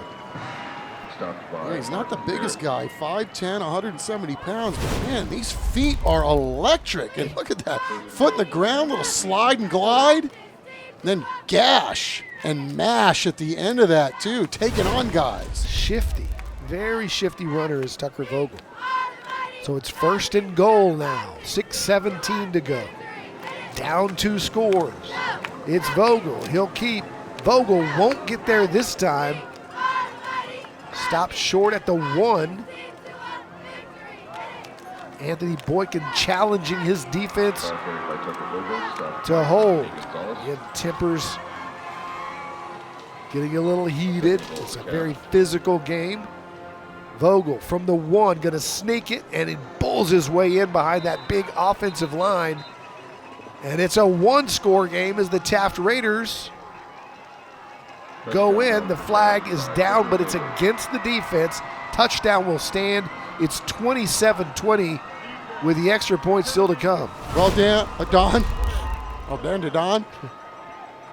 You know, when you have this much running in a football game on both sides, man, it is going to get heated. It's going to get chippy at time, and it's going to get dirty at times. Get down there in the trenches, and boy, what an impressive answer by Taft as they have clawed their way back into this football game. And now they've got to pass the baton back to their defense. A touchdown and extra point wins it if the Raiders can get the ball back. The question, can they stop the Stevens offense? 5:43 left here in the 4th quarter.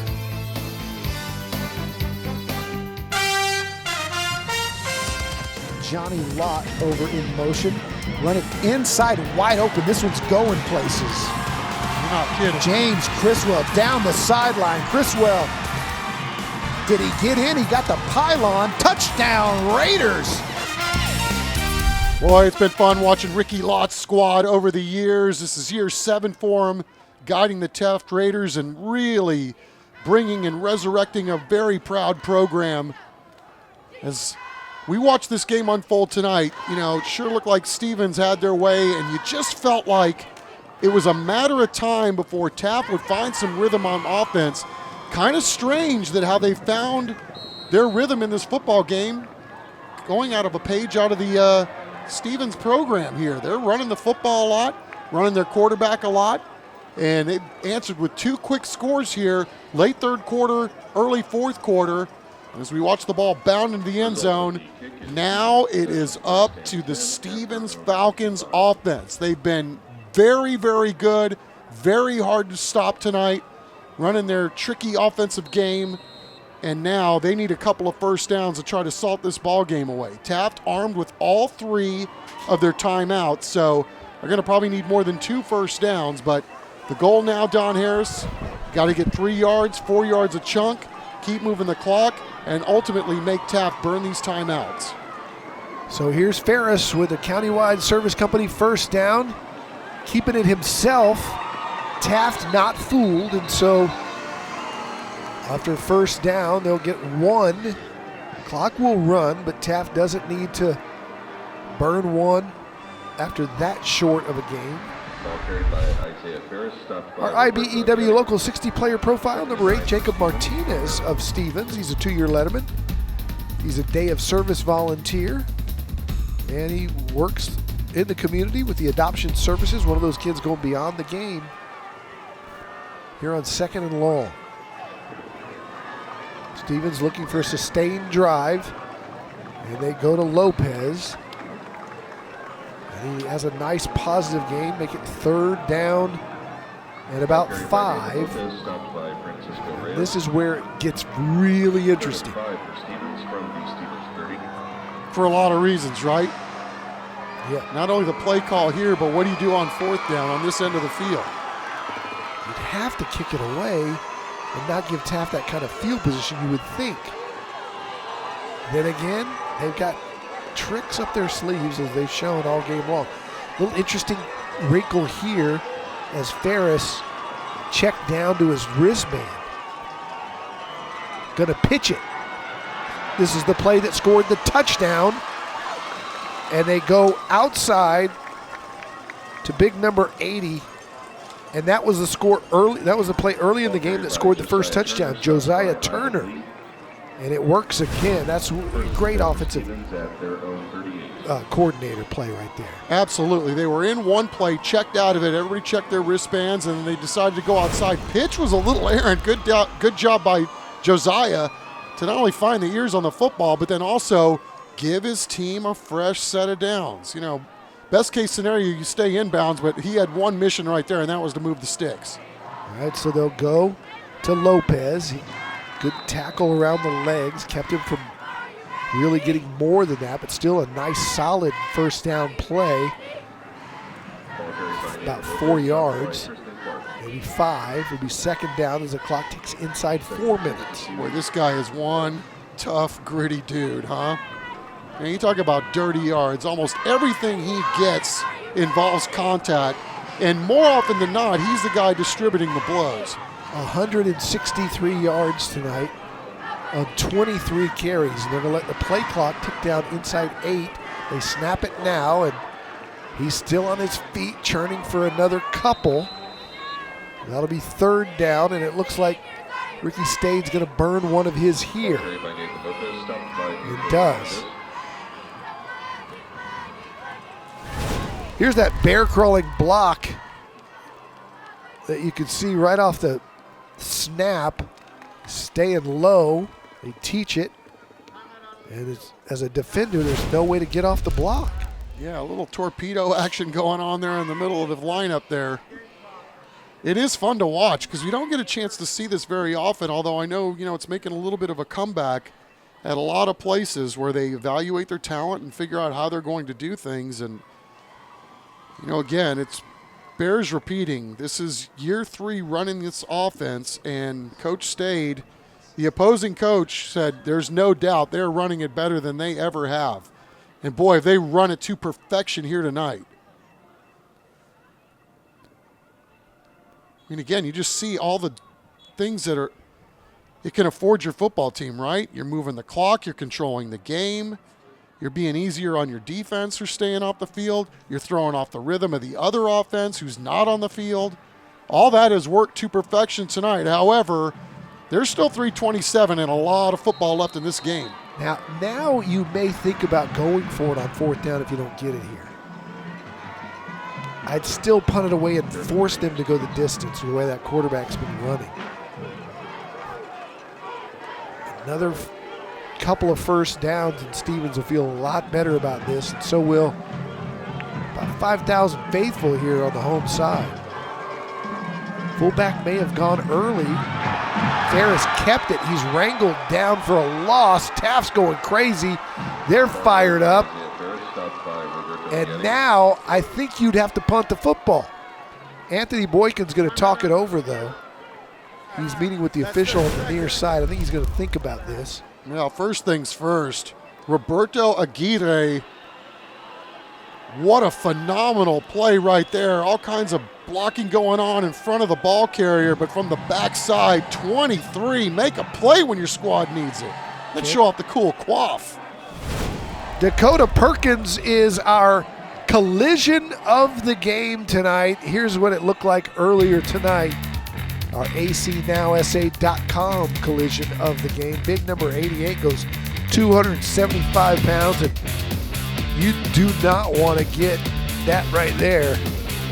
The end of the play, while having his leg grabbed onto, here comes the freight train. A little nudge sludge. You don't want to be parked on the train track when he's coming. No, sirree. Not with 88 on the field. So here comes the punt team. Haven't seen much of them at all tonight for Stevens. Oh, and look who's back there to field the punt. Look out below, the man that's got 2 in 2 weeks, right? Isn't that Ray 10 back there? Yeah, you don't want to kick it to him if you were watching film. They're going to kick it his way. It's not him. Oh, it's not him. Out of bounds. Right about, good kick, by the way. Yes, indeed. And it's going to set him back to the 25. I got one question. Yes, if I'm sir. the staff, if I'm the Stevens fan staff team, can we tackle the quarterback? Because he has just been outstanding. Tucker Vogel has been a handful on the ground. He's got 112 yards on 13 carries and 2 touchdowns. Well, we talked about his splits going into this football game, right? It was pretty even. What he's done with his feet, what he's done with his arm.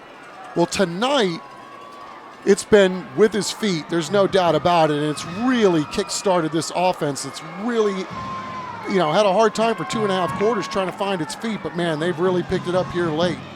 The Raiders looking for a game go-ahead drive. Vogel scrambling.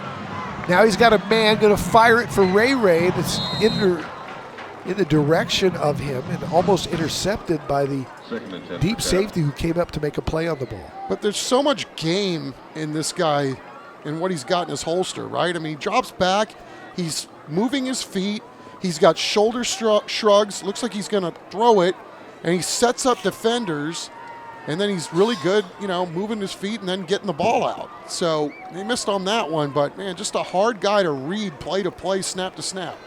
They've got 1 timeout left and 3:08 to get about 75 yards.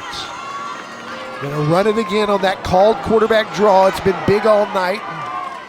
He gets back a big chunk. It'll be 3rd down and short. And at this point, you may just want to spy our good friend Josh Bullock on the quarterback, because so far they haven't shown that anybody else is really beating him other than the called QB draws and when he makes something out of nothing.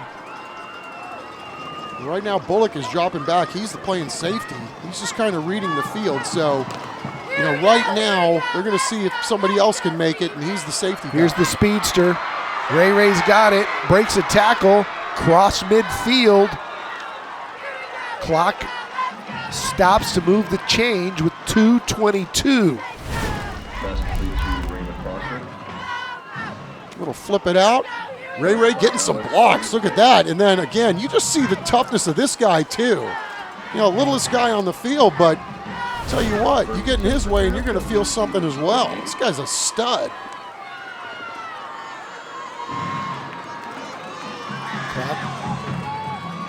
Inside 2 minutes. Taft down a touchdown. Quarterback keep. It's Vogel. He's got 6.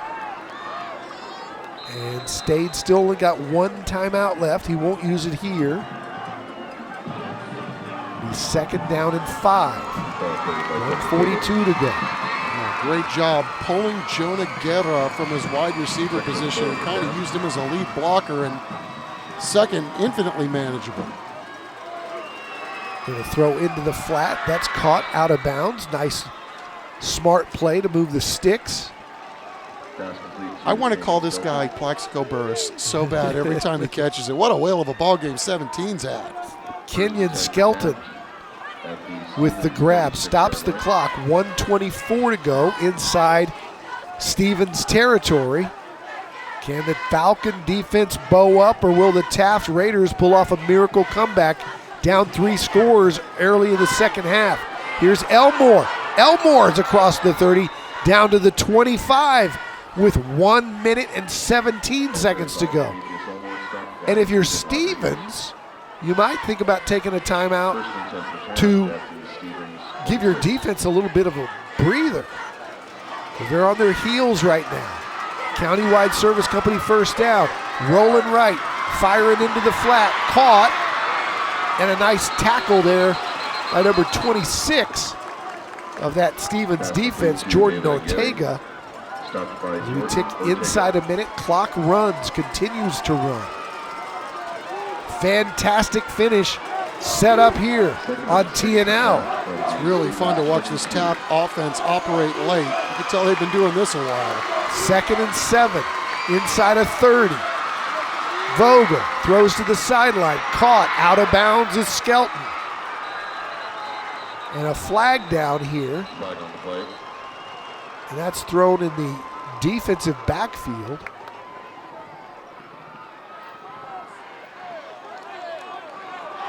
Curious to see what they call here. This Taft was motioning as if the play may have been on. Personal foul, hands to the face, defense. That's a 15-yarder too, and an automatic first down. That is costly. Down all the way to the 5-yard line. The Stevens fans not happy about it. Now, Chuck, do you think about stopping the clock if you're Stevens in case you need the time back? Well, yes, for sure, but the one thing you got to do now is you got to be ball hawking like crazy on defense. The throw to the corner, caught, touchdown, Skelton, tie ball game with the extra point to come. Boy, they worked that back shoulder earlier in the game and didn't get any credit for it. That was an absolute perfect ball. I don't know that Aaron Rodgers could have thrown that one any better, man. Holy moly. And the grab just as good. Absolutely. Both feet down, just like Plaxico would have done. And so now it's all on the foot of Sean Callawner. This to go ahead. The kick is right down the middle. Taft leads it with 21 seconds to go. In an amazing comeback here, down 3 scores in the second half. What a rally. And again, complimentary football is what it's all about, right? Hadn't been able to stop the run all night. Back-to-back stops. Finally get some rhythm on offense. And it has been a quarter and a half of elite-level football from the Taft Raiders. Finally get the passing game going here on this drive. And didn't the Giants win a Super Bowl with Plaxico in the end zone like that? Similar play? Very similar, beat the Patriots. I think it was after the Tyree catch. The catch was stuck to the top of the helmet. Wow. Athlete on the back end, athlete on the front end. Well done pitch and catch, and what a rally by 17 and his squad. But there's 21 seconds left, Don Harris. Never over. It's never over.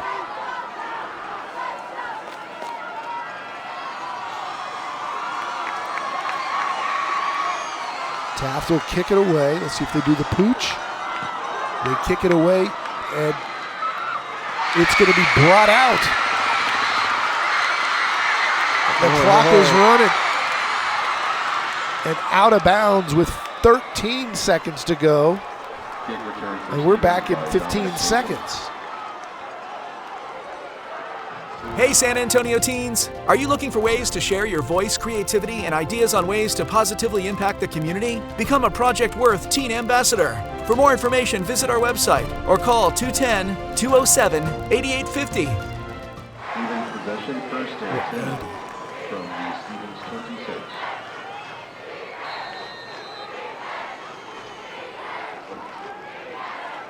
Man, I thought they had that blocked up pretty nice.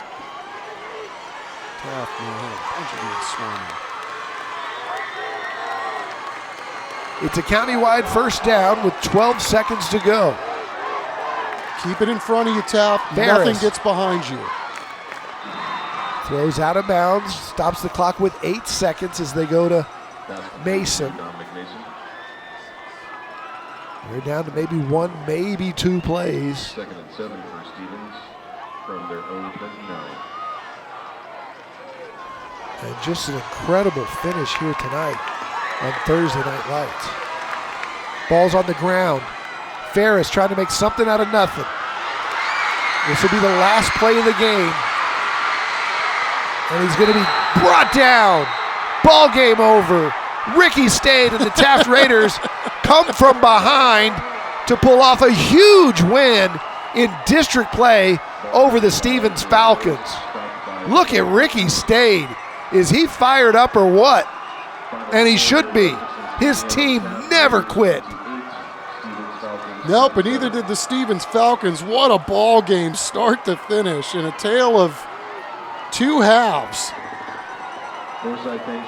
Remarkable performance by both of these teams tonight. Man, we just get one barn burner after another this year. Oh, man, as thrilled as you are for the Taft Raiders, you got to feel so bad for the Stevens Falcons because this is a team that fought tooth and nail tonight and falls in a really good football game.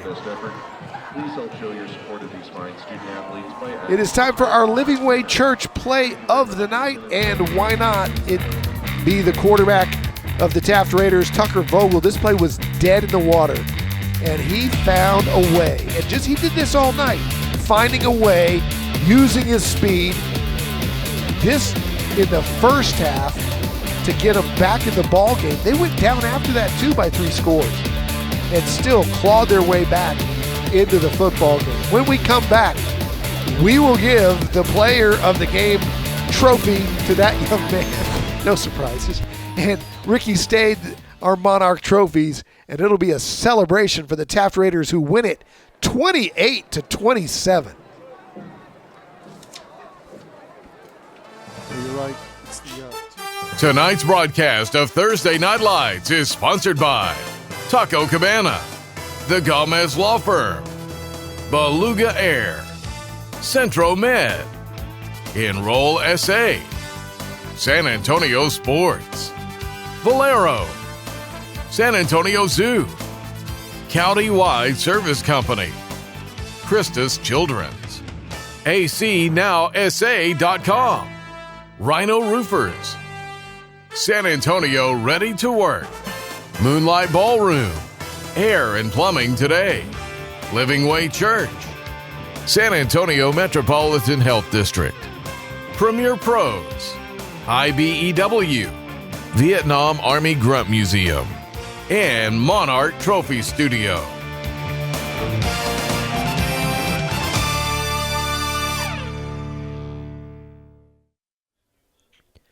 What a game at Gustafson Stadium. We told you that this district was the SEC of high school football in San Antonio, and the Taft Raiders and Stevens Falcons didn't disappoint. Time for our San Antonio Ready to Work game highlights. And, tonight Chuck Stevens took the lead and seemed to be in control of this game, both in the first half and in the second half. They scored twice to go up 14-0. And what you were talking about, the courage of this young man and the game that he played in a losing effort. Yeah, Isaiah Ferris. No doubt, dude. And as we watch 7 have an equally as impressive ball game, I mean, these 2 quarterbacks are just grit goblins, man. I really appreciate what I saw here tonight from both of these squads, and it was a darn shame that somebody had to lose because they both fought so hard. But man, I watched 11 after this game, Don. I don't know that I've seen a kid that distraught after losing a football game after what he put into this. I mean, you're talking about a guy who's 5'9", 155 pounds, played like he was 6'4", 250, whether he was running it or helping to set up the gadgets. Yeah, to your point, it sure looked like Stevens was well in control of this football game, but things started to change a little differently late third quarter. They started to put the ball on the ground. That opened some things up, and then late on the last drive when they absolutely had to have everything go their way, got a couple of really nice passes, and Ricky stayed. That might be the most we've ever seen him all excited about winning a football game. You don't think this thing matters? You don't think this game matters to these guys and these kids? Well, I think you saw the Taft Raiders and the Stevens Falcons prove you wrong if you're sitting at home thinking that. 27-7 they were down. They come back to win it 28-27. Here's Matt Roy. All right, guys, here with the successful and victorious Taft Raiders. Let's hear it, guys. Hope, I think that was one of the loudest we've had. I think that was the loudest we've had. Hope here with our San Antonio Zoo player of the game, who is Mr. Tucker Vogel. All right. You get the big check, and you also get 4 tickets to the San Antonio Zoo from my friend Hope here. All right, big check, big check, big win. All right, Tucker. So obviously, you guys didn't probably draw it up that way, but ended up in your favor. How'd you do it? Just come together as a team and finish as a team, and just being a whole unit at once. Now that you guys won this game, propels you into district. You're 2-0 in district now. What's that mean to you? 3-0, sorry, 3-0 in district. My bad. Thank you, Coach. 3-0 in district. What's that mean to you? It just means that we've proven ourselves as a team, and that's what we can do, and just to be better than the last team that was here. All right. Well, Tucker Vogel, congratulations. You're our San Antonio Zoo player of the game. Coach, I'll bring you over here. All right. You want to get out of here before we all get mobbed here? All right, guys. So Coach stayed, obviously. Right when I saw you after the game, you said, this is just how we drew it up. And I think that was the most fired up I've ever seen you. So what does this win mean, and how'd you guys do it? You know, it's like what Tucker said, man. We came together as a team. We talked about on the sideline. It just takes one score to change everything. All the momentum starts to change. All the pressure goes to the other sideline, and all we got to do is just keep playing, and that's what we did. So now, Coach, you're 3-0 in district. You're continuing on. You guys are hype, man. I love it. What does that mean, and how does this propel you guys going forward? Well, we got a bye next week, and our goal was to be 3-0 going into the bye. We talked about it. When you get to this point of district, teams start to separate themselves, and we're trying to be one of those teams that separates ourselves and puts us in a great position when we come out of our bye to push for the playoffs for the 5th straight year. What'd your team show you tonight, coming back from 27-7? They show me this every week, because I feel like every week we're in this situation. We got to fight back, and I just wish we could start faster. All right, guys, for Coach's heart, we got to start faster next time, all right? But, hey, congratulations to the Taft Raiders, guys. All right, Matt, get out of there safely. We're coming back with more here on TNL. What a finish.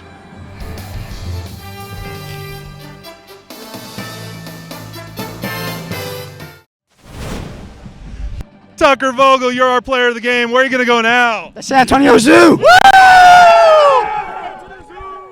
All right, thanks, Matt. What a game. We've had a great season of TNL football so far, and it continues next week when we will be back in District 28 6A with the Marshall Rams taking on the Harlan Hawks. So make sure you tune in next week for Thursday Night Lights. Our executive producer extraordinaire is Chris Krotfus.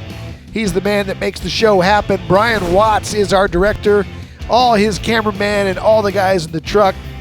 And for Chuck Mickatinik up here in the booth, Matt Roy down on the sidelines, and our statistician extraordinaire, Nick Funky Cole Medina. I'm Don Harris. We'll see you next week on Taco Cabana Thursday Night Lights.